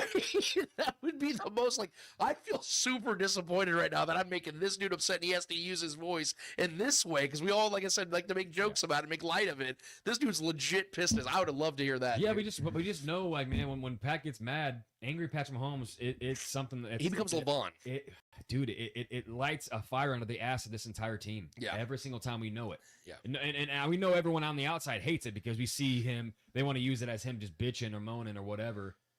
No, that's true leadership, bro. This is what this guy does, and it makes people sick and annoyed. And I get it. I couldn't imagine being on the outside of this looking in. I get it, but being on the inside looking on the outside, this guy is he wants to win at any cost, and that was an unacceptable performance from himself. As mad as he was and ripping into those guys, you don't think he's looking in the mirror and having that maybe, if not more, same kind of energy? Yeah. Oh, you know he is. That guy's very self-critical. He always throws himself under the bus before anybody else. So, yeah, man. I just want to put this one out there, too, from our guy, Mela Movin. The fact they kicked the field goal made me feel they was holding back things, knowing they were going to play the Bills again in the playoffs. And if that's the fact, if that is the case, because you know what, but that's a fair assessment. Sure. What I'll say to that is, if that is what the Chiefs did, that's how they handled it, that pisses me off even more. Because, again, the last 3 years, guys, the Chiefs have faced the Bills. 4-1, this is their records when they faced the Bills, those seasons. 4-1, 8-4, 9-0. Yeah. Those are different contextual games because the Chiefs don't have to win those games to be in good positions at the AFC playoff picture. This is a whole different bag that we're talking about here. Yeah. The Chiefs needed this victory. If the Chiefs would have won that game, both they and the Bills are 6-3. The Chiefs are one game up in the AFC the standings. They're that much closer to beating. If they beat the Broncos next week, when they have, I think they'd have the tie for the first place in the division, if I'm not mistaken. So that would change things. That would change things astronomically. So yes, the Chiefs needed that victory, guys. I understand there's several more games to go, but if they approach this game with the Bills the same way they have over the last few years, that is negligence in my eyes. Because this is a different type of game. TJ in the chat says, save plays for the playoffs when you're not in the playoffs yet. That's my point. Yeah. Like, if you're in a position where you know you're in the playoffs, like last season. I don't believe that, at least this year. Right, but that begs the question by asking, why did they take the freaking points there? Why didn't they go for the touchdown? And I mean, dude, my biggest thing, the hardest thing to digest in that game was just how frequent a pressure they were getting on Patrick Mahomes. Internally on the offensive line, our guards weren't playing up to par, in my opinion. Like, and our tackles weren't playing up to par. They were getting there with 3 and 4 guys. They barely blitzed us. I think they blitzed us like 2 times. Like when they absolutely felt like they maybe needed a blitz. They barely blitzed us at all, and they were getting consistent pressure on Pat. And a lot of that is Pat's fault. Yeah, he dances around too much. He doesn't get the ball out sometimes. I don't think he consistently gets to his first and second reads enough. I think he gets a little. Not timid, but like indecisive, right? And that's a problem, man. And like I told you, like you said, alluding to my point last time, when I was talking about the Devontae Adams on the Manny cast. He's like, I'm not sure if the Chiefs really run plays consistently. It's like Pat just snaps the ball and just says, "Get open." Not literally, but it does have that vibe. A lot of there's a lot of improv. You know what this blind trust. You know what this offense reminds me of? You know what this offense reminds me of? And real quick, I want to give a shout out to somebody who's new on our channel, Taryn Young. Shout out. I hope I'm saying your name correctly, so I apologize. But Taryn Young. Taryn. Yeah, yes. First time viewing, found you after the CC video. You gained a sub on Chief Concerns, obviously. Shout out to you, man, and thank you guys for being here. I really do genuinely appreciate it. Hopefully, you'd want to stick around and keep having conversations with us. All things related. Feel free to drop whatever you want in the chat, man. We want to have a conversation with you, so feel free to drop whatever you like whenever you want to. This offense, you know what it reminds me of, Trev? It's one of our favorite childhood movies, Anchorman, where it's so much improvisation that a lot of times when it hits, it hits. You know what I mean? Like, you know, when you get that improvisational joke that no one sees coming, and you're like, dude, it just sets the whole room ablaze where everyone's dying. There's an infectiousness to that, right? Like where everyone starts to feed off that. I think there is a little bit of that in this offense where they like to improvise a lot of things, and it sets things in motion where they gain that momentum and that energy. That's fine, but that can't, to me, that's not the best way of going about things. Like I referenced my favorite Chiefs game ever against the Steelers. The reason why that game was so effective is because they were so within their game plan, it didn't matter what the Steelers did. Patrick knew exactly where he was going with the ball, 3-step drop, deliver with that sling, and the Steelers had no answers for that. But I think sometimes you allow the defense to kind of get confidence when you play this sort of aimless style of football, and they start to hone in on those plays, and they're taking away from all the magnificence, and then you have nothing to counter that with. That's the problem I have with this offense. And Taryn Young asked, how can I super chat? Well, that's something we're actually working on. We're working on getting the monetization thing taken care of. In the near future, we should be able to get super chats. So if people want to start, showing some love, throwing a buck or two, whatever, to get some questions in, or just to say something nice. Got to get the subs up, or something bad about the show. We welcome it. We all know the enemy, and they are out there. They're all welcome to chime in and give their point. We should let everybody speak and have their piece. But appreciate that the initiative to look for a way to donate to the show. I appreciate that. Coming soon, though, that's something we're working on for sure. Hey, how about this? This is the challenge for you, Taryn, because again, we genuinely appreciate you asking that question. Just tell your friends about us, man. Like Chris Tucker said in Rush Hour, tell your friends about us. Tell your friends about me, actually, but you know what I'm saying. Chimes in the chat says, Anchorman is your childhood movie. Damn, that makes me feel old as shit.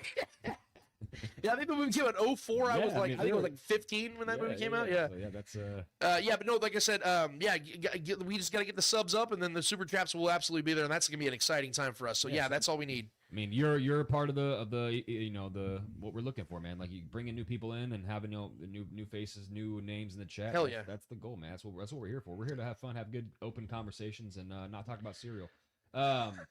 Morgan D, thoughts on Mike Pennell coming back? It's a plus. It's only a plus because we know that this is an area of obvious need for the Chiefs.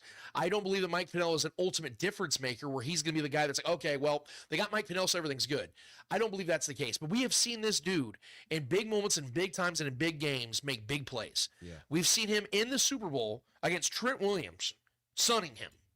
How often do you see Trent Williams get sunned? Doesn't happen very often. That dude maybe is the greatest left tackle we've ever seen, at least in this generation. And Mike Pennell was making real plays, making real differences, wrecking things, clogging up run lanes, getting pressure on the quarterback. That's what he can do. The issue is he's a little bit of an older player. His snaps will be naturally limited a little bit. His effectiveness will be limited a little bit just because he is already a limited player. And again, he's in his 30s. So I'm not expecting the world from Pennell, but if you were to ask me, is this defense better with or without Pennell? It's without question with. Yeah. He is one of the net positives in that interior side of the defensive line, and I'm glad they got him back. He should have never been gone from the beginning. I never respected that move. I thought that made no sense because it'd have been one thing if they had a loaded room and they're like, well, we just don't really have room for a 34-year-old defensive lineman anymore. That would have made sense. Yeah. They didn't have that room. That room still doesn't exist, if more so more than ever. So yeah, I mean, having him back's only a positive. In the same vein as that question, next question is from our guy Super Double Juice, which might be my favorite name in the chat. It's so good. That's a fun one. I enjoy saying that. So keep the questions coming so I can keep putting you on here. Super Double Juice asks, "Speak it. Is the defense in trouble?" I would have to ask you in what way, because if you're to ask me as a whole, no. I think Spags is going to have this defense humming. I think you've seen it several times. I mean, going into that Bills game, they were the 4th best scoring defense in the league. Again, we know what happens, man. When times the trials and tribulations, the toughest games come. Yeah, we know he dials it up. And he gets his guys in his right place. But if you were to ask me, could they be in trouble in certain areas? Oh, they already are. They cannot manufacture a pass rush. That is a problem. The single most important thing a defense can be good at is getting to the quarterback, without question. And the Chiefs are not good at that, at least not consistently. They've beaten up on bad offenses. We saw them destroy the Raiders. We saw them get adequate pressure against Commanders. We saw that. Yeah, we need more nail in the coffin plays. Yes. We need more sacks. We need more heartbreaking plays. Right. We're not inflicting pain on these offenses. Are we allowing a lot of points? No. Dude, did I expect Josh Allen to go out there and have a decent performance and play well and put up points? Yes, because he's an elite quarterback. Elite quarterbacks figure out ways to put up points. That's what my biggest problem was with that game, was that we didn't. Patrick didn't. They were getting pressure with 3 and 4 guys, and we weren't able to find anybody downfield. We weren't getting Rashee Rice the ball. We weren't getting the playmakers the ball. That was very frustrating that we weren't able to figure out ways to put up points against a defense that's decimated by injuries and is already not very talented. Right. And the talent they have is dwindling. Right. And when they went out there and looked like an elite defense against us, and our offense has been arguably outside maybe the Detroit Lions, the best offensive football on a weekly basis the last few weeks. That was a very big letdown spot. And what do we do typically when we have a letdown spot? We bounce right back. Right. And I fully expect that this bye week is going to be something that a lot of that's going to be the chatter amongst the players in the locker room there. So I fully expect these boys to be on their shit come soon, especially this defense. I fully believe in this defense. We just got to start finishing more plays. And like I said, nail in the coffin type plays. And that starts with Chris Jones. Man. The guy that is the leader of this locker room, the guy that wants to be the rah-rah guy, wants to shed a tear every pregame. Bro, create some tears out there. Yeah. Please. Yeah. Not your own. We need Chris Jones to be great because that's what he's paid to do, and that's what he's always been. We need some of that. That's more than fair. It starts, and he's the engine of this defense. That's more than fair. So that's more than fair. Faithful in the chat. Why are their opponents getting up for games and they aren't? It's concerning. They've said multiple times this season that they had no energy. Why? Okay. It is annoying starting to hear that over. It is. I get it. I love the question. I think there is actually. They wanted it more. That's annoying to hear. I think there is a simple answer, and this is not me playing lawyer for the Chiefs. Okay. There is a simple answer to it, and we've heard the Chiefs even admit to this sometimes, where Travis Kelce's mentioned about how during regular seasons now he just is looking to get to the playoffs. I think that when you are a team that has the success the Chiefs have had, and again, this is, guys, if we're being real here, let's say the Chiefs just get to the AFC Championship for an 8 consecutive year. Okay, only one other team in the history of the NFL has done or had a streak that long. Okay, let's say they get to the Super Bowl. Yeah. That's 4 consecutive Super Bowls. Only one other franchise has done that. Yep. Okay? But they lost all 4, by the way. Yep. But with that level of success, unprecedented success, naturally, in just the human body, brain, psyche, all the fun stuff that makes us who we are, you are naturally going to get a little complacent in regular season games. Yeah.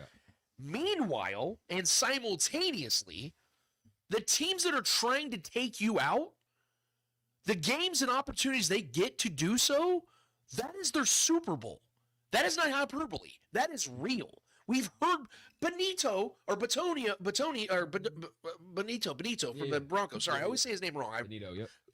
He just got done saying after a victory at home against a divisional foe that the AFC West still runs through the Chiefs. So even though the Broncos are 8-2, right, and they're leading the division, the number 1 seed in the AFC right now, they still know who the top dog is because of what the Chiefs, what the Chiefs' reputation is, what they represent for the AFC as a whole. They know that it's still them until it's no longer them. That is why there's such a difference in energy sometimes in these matchups. Do the Chiefs still get up for games? Absolutely. That's why I was frustrated about the Bills game, because we know that's a game that they circle on their calendar because they play the Bills damn near every single year, and they know the magnitude of those matchups in every way imaginable. But they didn't have that energy while the Bills did. That is going to happen. I know that. That's why I always say in my prediction show, I'm always going to circle up one frustrating loss from the Chiefs because there's always going to be that one game we look back and go, how the hell did they lose that game? Like, what the hell happened? That's because the Chiefs know that they have something that other teams don't, and that is unprecedented success already on their belt.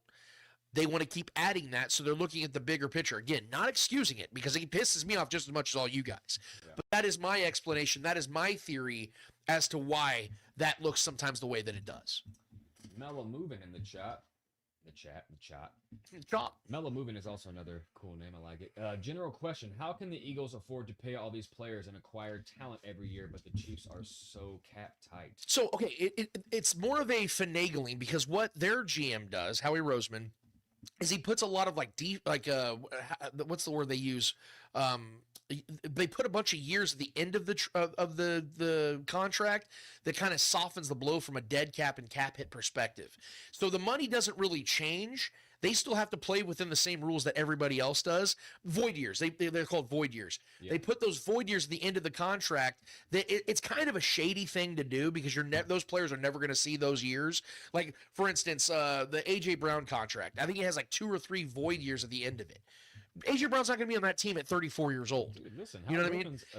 Incredible at his job. Right, that's what I'm giving him credit. Yeah. Like, he's really good at finagling.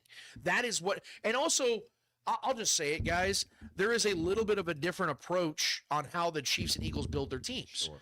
The Chiefs are a team. Support their quarterback. Yes. The quarterback isn't the centerpiece. Exactly. That you nailed it right there. Yeah. The Chiefs have a quarterback-centric offense, a quarterback-centric team, whereas the Eagles are built around everything around them. That's not a shot at Jalen. No. Jalen has been a good quarterback since he started in his career. Nothing but respect. He's yeah, a very up and down quarterback, but I mean, but if you were to say just beat us in the Super Bowl, who's the franchise player for the Eagles? Sure, it's not Jalen Hurts. It's Saquon Barkley, or it's Lane Johnson, or it's Jalen Carter to a lot of people. Yeah, exactly. Like, you can name off. There's like 3 or 4 other guys you could name. If you say, "Hey, who's the franchise player for the Chiefs?" Everybody knows it's Patrick Mahomes. Well, we all know the most important player on that, the most important thing on that team is the tush push. Well, let's be fair.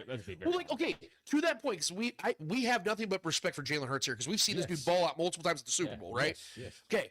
Having said that, we can have the truthful conversation and say you could put 5 to 6 other quarterbacks in that offense, and they would have success. Howie Roseman. You can't do that in Kansas City because you haven't seen that in Kansas City until Patrick Mahomes got here. And they had Alex Smith. They had Nick Foles. We saw. I was going to say, Nick Foles won the Super Bowl. Right. You know what I mean? Like, we haven't seen the same success here in Kansas City before Patrick Mahomes. Yeah. That's the difference, man. We've seen the Eagles with Nick Foles win a Super Bowl. We've seen other teams have success with other quarterbacks. That's why I think, like, you saw Jalen Hurts be removed from that offense. It may not be the same. Yeah. But I think that they're still going to win games because that roster's so damn talented. So, but don't make no mistake about it, guys. It's not like the Eagles are going to be able to withstand or continue this for years to come. What they're doing is they're banking on what they have right now. That's why they made such an aggressive trade to go get Saquon Barkley. That's why they made such an aggressive trade to go get A.J. Brown, because it's a right now situation. I respect it because it's working for them. They're the defending champs, bro. I can't say shit. Tip the cap, dude. Yeah, no doubt. They beat our ass. Cell 32 alt, speak it. If the problems we have that weren't addressed are why we don't win, then that's a fireable offense. Absolutely unacceptable to waste a season of Mahomes' career.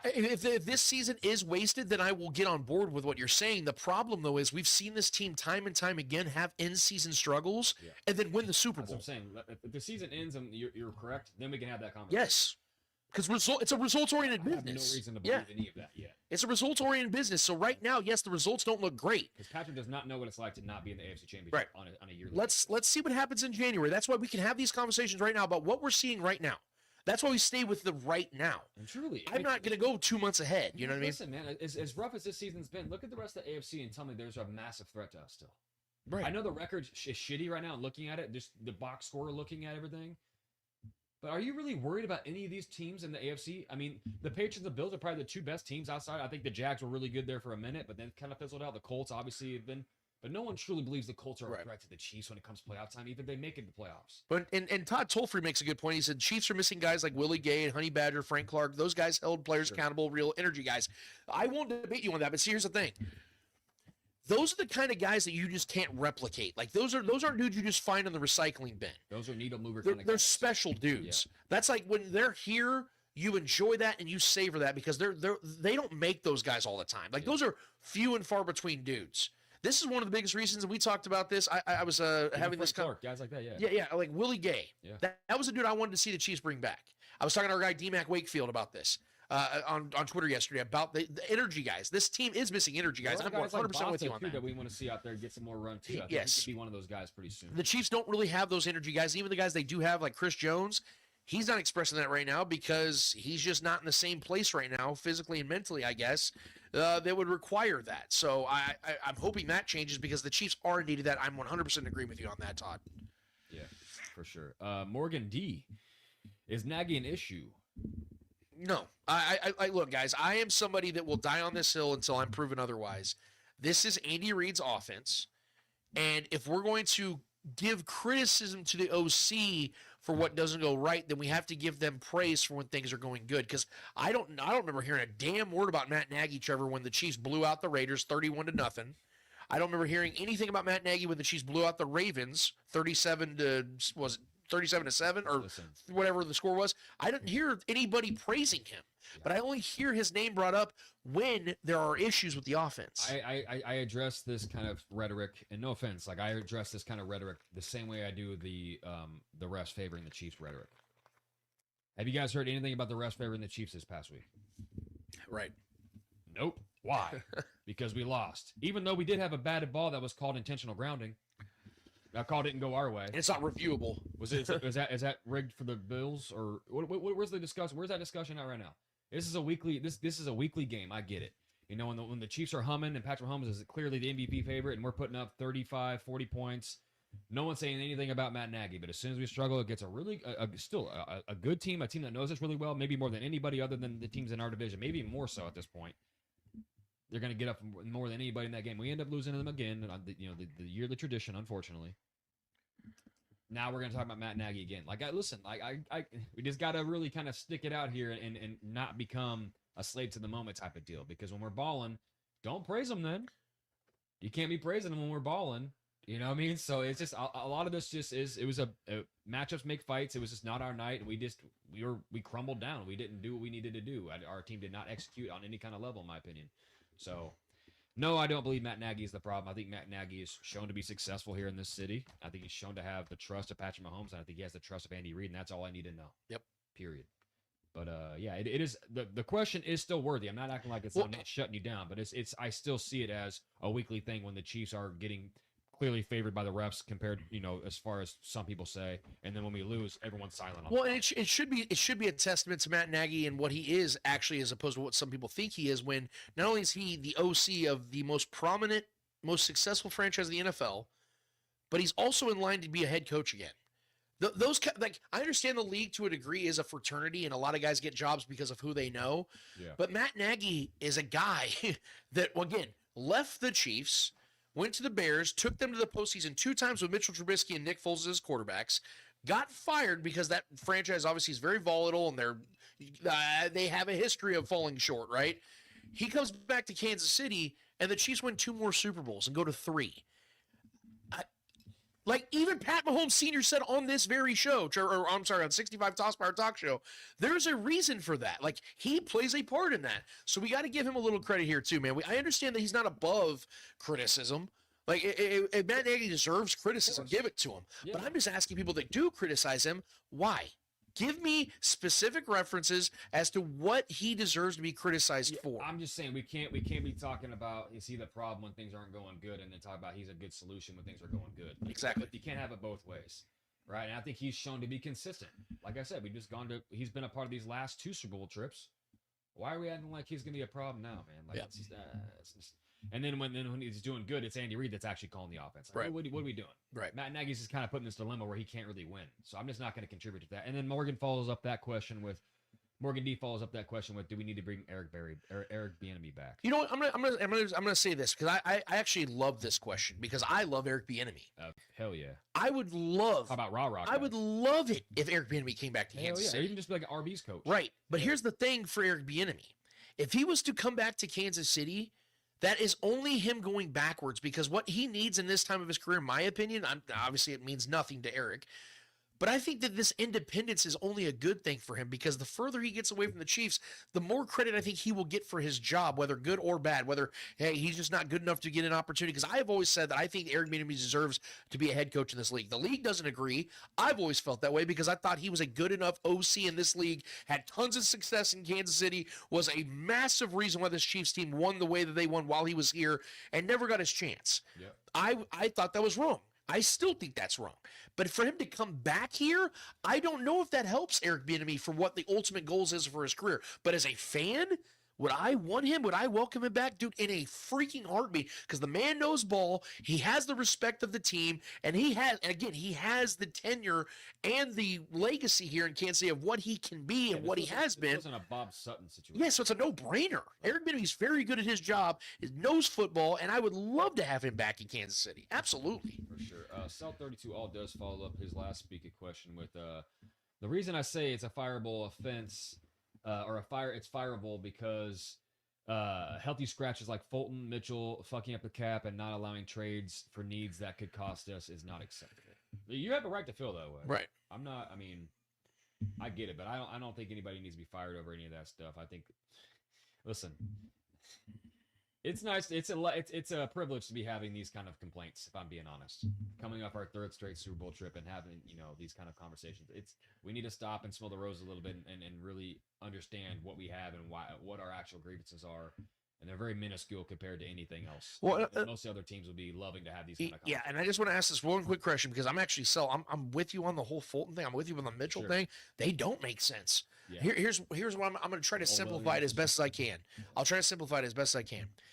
Would you be willing to deal with these types of nonsensical frustrations if the Chiefs keep winning Super Bowls? Because that's what keeps happening. Yeah. Like, we saw this team last season with all the injuries they had and all these issues. They went and traded for 𝚂𝙭. He did jack shit for this team. They didn't play him. And they still got to the Super Bowl. Like, that never made sense to me. Right. There's a lot of nonsensical things this team does. I 100% agree with you. Trevor and I we make shows of it. When we talk about I feel like the majority of this show today has been us being frustrated with this team because we don't know what the hell they are right now, or at least we don't feel like 100% certain, like we usually do through 9 games of a season. So yeah, I'm with you, dude. Like I think you make a valid point that those are they're unacceptable. Like Christian Fulton just got real money. Elijah Mitchell made more guaranteed money this year than freaking Kareem Hunt, and he hasn't even been on the field. That is stupid. That doesn't make sense. But I'm willing to live with that if at the end of the day we come back in 4 or 5 months from now, Trevor, and go, dude, the Chiefs just went to their 4th straight Super Bowl and won their 4th Super Bowl in the Mahomes era. Like, I'm not even going to be thinking about the nonsensical stuff at that point. Maybe that's just me being a naive fan or just, a guy that just follows in line or call me the sheep. But guys, we're in this to win Super Bowls. Am I wrong or right on that? Is the ultimate goal every single year in the Mahomes era to win the Super Bowl or not? It is. So that's all that ultimately matters to me. We can have our opinions on the micro, but the macro is still the macro for a reason. That is the ultimate goal for the Chiefs, and we would all be kidding ourselves if we didn't think that despite those issues and despite the nonsensical stuff, they don't have a legitimate chance to win the Super Bowl. Yeah, I'm right there with you. Cell32 alt says, "Speak it. Fuck the Bills. I can't wait to close down Highmark in January." Right there with you. It would be beautiful. It'd be beautiful poetry, man. I ain't gonna lie. Demisio Spence, why does it seem like the Chiefs always play the Bills in Buffalo every regular season? It's not always in Buffalo, but that's not necessarily true. 2023 was in Kansas City. 2020 was in Kansas City. At this point. Well, hold on. 2020, 2021.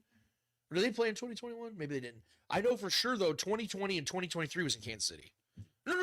2020 was in Buffalo. I apologize. Oh, yeah, Because the Chiefs ran the ball yeah. 46 times that game. Boy, that was fun. That was cool. That was Have they ran the ball 46 times this year? Taron Young. Let us know in the chat, bro, if we're saying if it's Taron or Taron. Yeah, we don't want to get that wrong, man. Nagy, is he holding players accountable? Can he bench or play the guys he wants? Is he too buddy with the stars? These are the Nagy questions. Okay, so this is where I stand on Matt Nagy, just to make this official. I'm not trying to deflect the question. Yeah, look, because we asked this question to Pat Mahomes on the 65 Toss Power Talk Show. Nobody talks to Patrick Mahomes more than Matt Nagy. Because Matt Nagy did come back to Kansas City as technically as the quarterback's coach, because Eric Bieniemy was still technically the offensive coordinator, even though you saw the transition of power. Matt Nagy is a guy that's here to game plan. He's not here to be a guy that has this oversight or overseer effect. That is what Andy Reid is. That is what Dave Tobe is. That is what Steve Spagnuolo is. They have more of that head coach vibe to those guys because they're the longest tenured coaches on this staff. Those are the overseers. Matt Nagy is the guy that is the more personable dude. He's the guy that's sitting next to Patrick Mahomes in between possessions trying to game plan some stuff, and then Andy Reid will call plays or Matt Nagy will call plays. He is more of, like I said, the guy that's doing the detail work. He's the guy that's kind of doing those things. I don't believe that it's Matt Nagy's job ultimately to develop players, but as we've discussed on this very show, as we heard Nate Taylor describe Matt Nagy's job, that he's a developer of players, and everyone wants to go, oh, no wonder Sky Moore didn't work. Okay, so if we're going to do that, then are we going to credit him for Rashee Rice?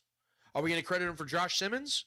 Are we going to credit him for Isaiah Pacheco? Because Isaiah Pacheco far surpassed any expectations. Are we going to give him credit for Creed Humphrey and Trey Smith? Are we going to give him credit for bringing in a 29-year-old Kareem Hunt off the couch and making him into a full-fledged caliber running back again? Are we going to give him credit for any of that? Or are we just going to sit here and go, well, Sky Moore didn't work out. Well, Kadarius Toney sucked. You can say those things. But like I just got done saying just a few minutes ago, if you're going to criticize him for the things that are wrong, you better be giving him praise for all the things that go right. Because like you just said, Trevor, it sure as shit was silent those weeks the Chiefs were blowing folks out. I didn't hear a damn word about Matt Nagy. Yeah. Didn't hear a damn word. It's a lot like the wide receivers coach that people don't even remember his name, by the way, conveniently. Remember in 2023, they were killing the dude. Have you heard a single word about him since? No. Coincidentally, why? Oh, because they got better at wide receiver. That's why. What a coincidence. You get better players, your offense plays better. Fucking wild how that works, huh? What a concept. Cell32 Alt says, speak it. If they win in spite of those decisions, we have the best QB ever. If we didn't have him, issues like trading a third for Toney would be more noticeable. And that's 100% correct. Both can be true though. That's 100% correct. So what happened in 2023? That was the ultimate example. What happened in 2023 and the Chiefs winning that Super Bowl? They had no business winning that Super Bowl. Yeah. That team had so many issues offensively. They relied on their defense so much, but Patrick Mahomes was the one consistent that kept things together on the offensive side, and it was a testament to his greatness when he throws a game-winning touchdown to McCole freaking Hardman. Yeah, it's idiotic to believe and try to convince yourself that having the best quarterback in football and the best head coach in football doesn't overshadow some mistakes. Yeah. Of course it does. Yeah. Of course it does. We've made Super Bowls when most other teams probably wouldn't have if they made certain decisions that we made. Right. Any other team that was quoting the GM and saying that Kadarius Toney should be the wide receiver, could be the wide receiver one in this offense, and we won a Super Bowl. He was a healthy scratch in that. You know what I mean? Like what? What? Most teams wouldn't survive that kind of thing. Like it is what it is. Brett Veach ain't perfect. He's gonna make mistakes, but I think his success has far superseded the mistakes that man has made, and I think that goes all the way around. And yes, of course, the best Band-Aid in the world is having the best QB and head coach duo in the league. Of course, man. We are blessed beyond measure to have that problem in this city. Yep. Demisio Spence, what do you guys think of Thornton's snap decrease, and what are you guys' thoughts on the way the Chiefs use him? I believe he's more than a deep threat. Well, I actually think that he is just a deep threat. I know they've been utilizing him more in the special teams, and he looked fine. I feel more comfortable with Nico Remigio and Brashard Smith, honestly, because I think they have more of that style that is a quick, guy that can get in and out of gaps. Thornton's more of a downhill runner. He's a longer, he's like 6'4", 6'5". He's more of a long striding type guy. So which is valuable. Yeah, but not for special teams, in my opinion. That's why I found that kind of weird. In my opinion, I think he's valuable. He's proven that. He has proven that, but here's the thing: there's a reason there has to be a reason why he's not being utilized at all over this last month. He's done literally nothing outside of one catch for 39 yards over those last 4 games. Yeah. That's an issue. Yeah. So that's why I suggested the Chiefs trade him. I go get a pick out of him then. Allocate a pick out of a trade for a guy you're not going to resign and you're clearly not using. So I don't know what the long-term plan is with Thornton. I would have to imagine. He's been playing special teams lately, so that's a new development. I would imagine, though, at some point this season, we're going to see Thornton do it, make another big play, maybe score a touchdown or two. What's obvious to me, though, is the Chiefs know that they are more comfortable with other guys. Thornton played a role in this offense simply out of necessity, if we're being honest, because Rasheed was out and Xavier Worthy got hurt. But, I mean, those don't happen. Thornton doesn't play a role. He played well in that situation. Absolutely. So I think Absolutely. Credit. Yeah. Our guy, that's it for the questions also, but our guy, Teron Young, clarifies that is Teron. Teron. I said Taryn. I apologize, man. No disrespect at all. Thank you for asking that question. Teron Young, dude. Teron, we really do appreciate you being here, dude. It means the world to us that you want to hang out with us and have conversations with us. That is what we do every single Saturday. I do it on Tuesday nights at 6 p.m. as well with our guy Shaggy Shane Williams on this very YouTube channel, the 65 Toss Power Talk Show. So if you want to join us on Tuesday nights as well, dude, regardless, we're on Facebook, we're on Twitter, we're on everywhere, man. So you can always join the conversation everywhere. But you know where we go live. It's going to be right here Saturdays at 11 a.m., man. You know where to find us. And we want you to be a part of the brotherhood. We want you to be a part of the community, man, because that is what we do here. And that's what we're going to continue to do here because that's what makes it fun. Thank you guys for all the questions, all the takes, all the concerns, everything you guys had. This show, today, dude, man. unbelievably great. We cannot thank every single one of you guys enough. John Harrison, Demetrio, Taryn Young, or Teron, I apologize. Yep. Teron, Morgan, our guys' chief concerns were in the live. Our guy Dustin Ort was in the live. Cell 32 All was in the live. Morgan D, shout out. I mean, I the list goes. Todd Tolfrey was in the chat. TJ was in the chat. The Super Devil Juice, obviously one of the best names out there.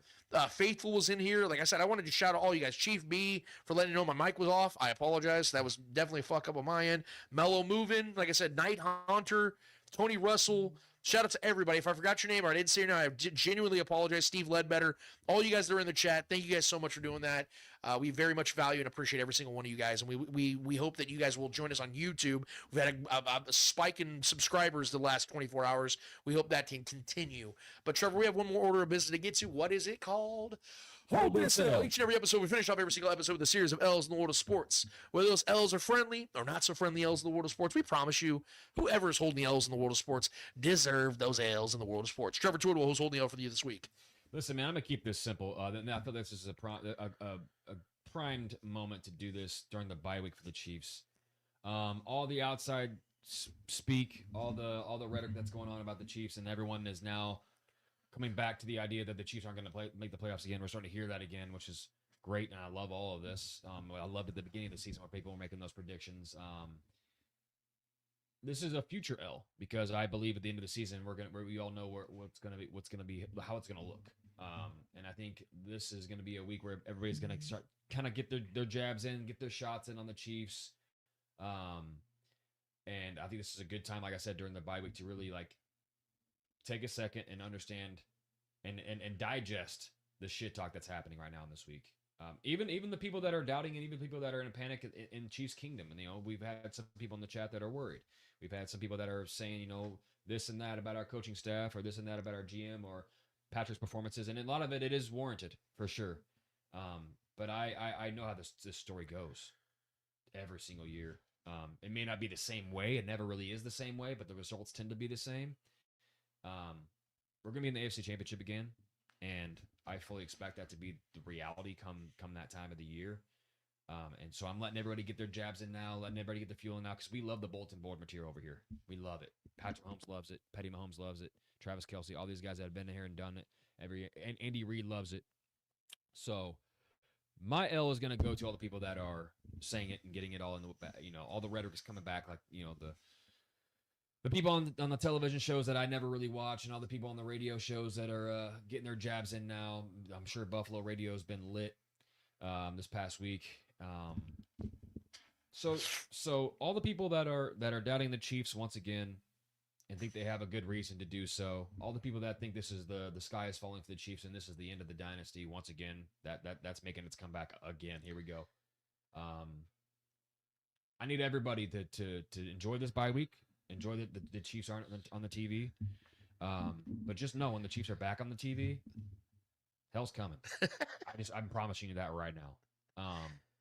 It's coming. So just prepare yourself, and all the haters, enjoy this week off. Please enjoy it. Get it all in now. But in the meantime, do me a solid favor and hold this L. Real quick before I get to my L, I do want to respond to two things. Morgan D said, I'm new and enjoyed the commentary. Morgan, thank you so much. I don't know if you came from the Chief Concern show or not, or wherever you did come from, but it means a lot. Thank you so much for being here. Hopefully you'll tag along and hang out with us throughout every Saturday if you can. Also, we got one from Brittany Twidwell. Says, totally off topic, we got to know, buffalo chip dip or street corn dip? So here's my thing. Street corn dip is almost always automatic for me. I love it. I would eat that stuff every single day. But if my sister Brittany makes the buffalo dip, then I'm definitely going with the number one. I'm going to go with buffalo dip. So it's safe to say there's a loaded question there. I think that it's more than just asking that question, just, presumably it's... Why not both? Same time. That's same the chip. question. Why not both? Why not both? What is going on? I'm team buffalo dip. Yeah, absolutely, dude. I know how. So I'm expecting Brittany to have some buffalo dip for us on that one, because now you got me hungry. Now I'm pissed. But no, shout out to you guys again. Thank you so much. Our Todd Tollfree said it was a great therapy session. Chiefs. Healing. A lot of healing. Yeah. We need it right now. Tyler, I love your YouTube channel. We love you right back. Thank you so much for being here with us. Our guy John Harrison, the longer you live, you have more tragedies occur. An outcome of a Chiefs game becomes a worrisome as a cloudy day. Just take a breath. You're not wrong about that, John. There's definitely bigger things in our world than just sports. Yeah. But we definitely know that we're all invested and we love it. So that's why we come here to talk about it, whether we're happy or sad or in between, doesn't matter. But we've been a lot happier than sad over these last 7 years, and I think that's going to continue. My L is a little bit on the funnier side. So you guys know that spooky season is officially wrapped up. That makes me a little sad. That makes Trevor a little sad because that's our favorite time of year. And we are very, very big on the celebratories when it comes to celebrating Halloween. It's one of my favorite traditions. It's been since we were kids. Trevor and I missed a large portion of our childhood from being able to do it. So when we're older and there's other kids in our lives now, we make sure they get to celebrate it. There's a certain quarterback, I don't know if you guys forgot about him, but Joe Burrow was asked this question last year in regards to him celebrating Halloween, and this is his viewpoint. Go ahead and play that beautiful bean footage. Yeah, it's the videos, isn't it? Adam, what are the expectations for Mariota heading into Monday night against the Chiefs? Well, Laura, he started in Kansas City before, started a playoff game and beat Patrick Mahomes in Kansas City. No, that's me. That's so I deliver the freaking setup, and I don't give you guys the full pledge. I do have the images. The image. Okay, so I'm gonna play this on my phone. I'm gonna go old school here. This is like we used to back on the podcast days. Make sure I can find it for you guys so that way you guys know. Bear with Here it is. Oh, Jesus. I'm not into celebrating something just to celebrate it, but like what exactly? I don't know exactly what we're celebrating there. Just like dress up to dress up. I don't know. I'm not a big dress up guy. I've always been like anti dress code, like if somebody tells me I got to wear something, I don't want to wear that. That's just always how I've been. I don't know. I guess I'm a contrarian sometimes. Yeah, you're so edgy, bro. You don't dress up just to dress up and have fun. I mean, when your name's Joe, I guess you don't, no offense to me named Joe, but when you're, have a boring ass name like that, I guess you just want to be boring. Yeah.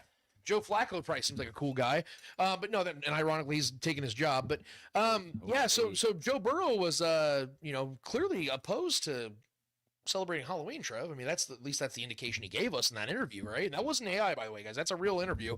I mean, we have to clarify that in today's world. But what's so weird, Trev, is that was in 2024.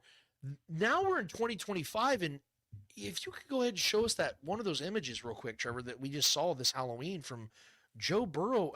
Oh, would you look at that? You done growed up. Would you look at that, kids? Would you look at it? That's Joseph Burrow. That's adorable, TBH. Yeah, TBQH. The makeup's lit, as the kids say. That is Joe Burrow, guys. That is not made up. That is from his Instagram account. I went and found it myself. And if you could show another picture of that angle, though. He's getting multiple angles. Oh, Joe, don't tell me it's true. You're actually celebrating Halloween now? What's happening here? There's no way there's another picture, right, Trevor? There's no way. Oh, would you look at it? Would you look at it, guys? He took a third photo. A little more up close, a little more on the personal side. He's almost enjoying it. Yeah, it looks like a smile. I could be wrong. Maybe he's pissed. Maybe he lost a bet. But my indications are he's having fun. On Halloween as a dressed up Joker. Shout out to Heath Ledger, R.I.P. But you know what, Trevor? Even with that, there's no way he put out 4 photos, right? But shit, Lord. Shit. He put out a whole other photo, and this one looks like he's trying to sneak a kiss. Joseph. What happened, Joseph? I mean, I understand that this season's been boring as hell for you, brother, but you ain't got to change your morals here. Like, we stick to your guns, buddy. Like, what are we doing here, Burrow? Out here having fun at Halloween. Burrow, unfortunately, is getting buried today because now he's got to do me a solid for being a hypocrite and hold it down. I mean, don't come for Halloween, bro. That's all I'm gonna ask. Yeah. Don't come for Halloween, bro. If you want to talk crap on like Thanksgiving or like Easter or something. That's up to you. You don't come for my holiday, bub. Don't come for my holiday. I always think when we talk about Thanksgiving in sports, I always think about the Alex Smith clip. Yeah, turkey jumps out. When he was asking about like his favorite foods or things, like, bro, that's the most like vanilla, just square white dude response ever. You know what? Turkey jumps out. God, that's such a good clip, man. That's such a check down. I love my guy Alex Smith, dude. I love that clip is such a legendary. I've been so ready all week to give Burrow that L, dude, because I'm like, are you kidding me? I never saw that. He was like so like turned on. Like, I don't just dress up to dress up. Oh, the fuck I do that. You seen who was it? LaFleur was kind of the same way about it. Did you see LaFleur's comments about Halloween? Yeah. That that dude. Yeah, people that don't like Halloween. LaFleur is strictly missionary, dude. You know it. It's just strictly bed by 7. You know what I mean? He's on his back. Yeah. Yeah. But yeah, man, Halloween's the shit. Halloween's the goat. Halloween's the goat, bro. Oh, fuck. All right. We're having too much fun here, guys. We've had a ton of fun today. I hope you guys have enjoyed this show as much as we have, but we got to get the hell up out of here, man. We got things to do. We got plans.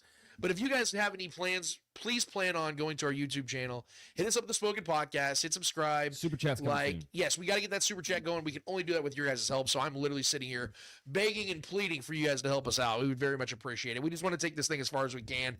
And like I said, that's only possible if you guys help us out with that. So if you guys are enjoying this content, if you guys want to be a part of this content, we would ask that so kindly. If you guys just go to, like I said, the YouTube channel and get all that going and get in the comments. That's what we want more than anything, guys, is for you to be a part of the show because you're literally a part of the show each and every week. So I say all that to say I appreciate all you guys. It's a bye week. Go out and do something fun this weekend with your family, your friends, do something like that, or just be like Trevor and I and be sickos and just watch football all day. Either way, enjoy it. Be safe. We love you guys. We appreciate you guys. And so for Trevor Twidwell, for the great Clay Windler to put all this together on the back end of things at Red Tribe Cinema, shout out to Clay. We love you, bro. I'm Lance Twidwell. Episode 335 of the Spoken Podcast is done, finished, and finito. And until we are back here in 1 week's time to break down and preview the Chiefs at Broncos, we out of this bitch. Later.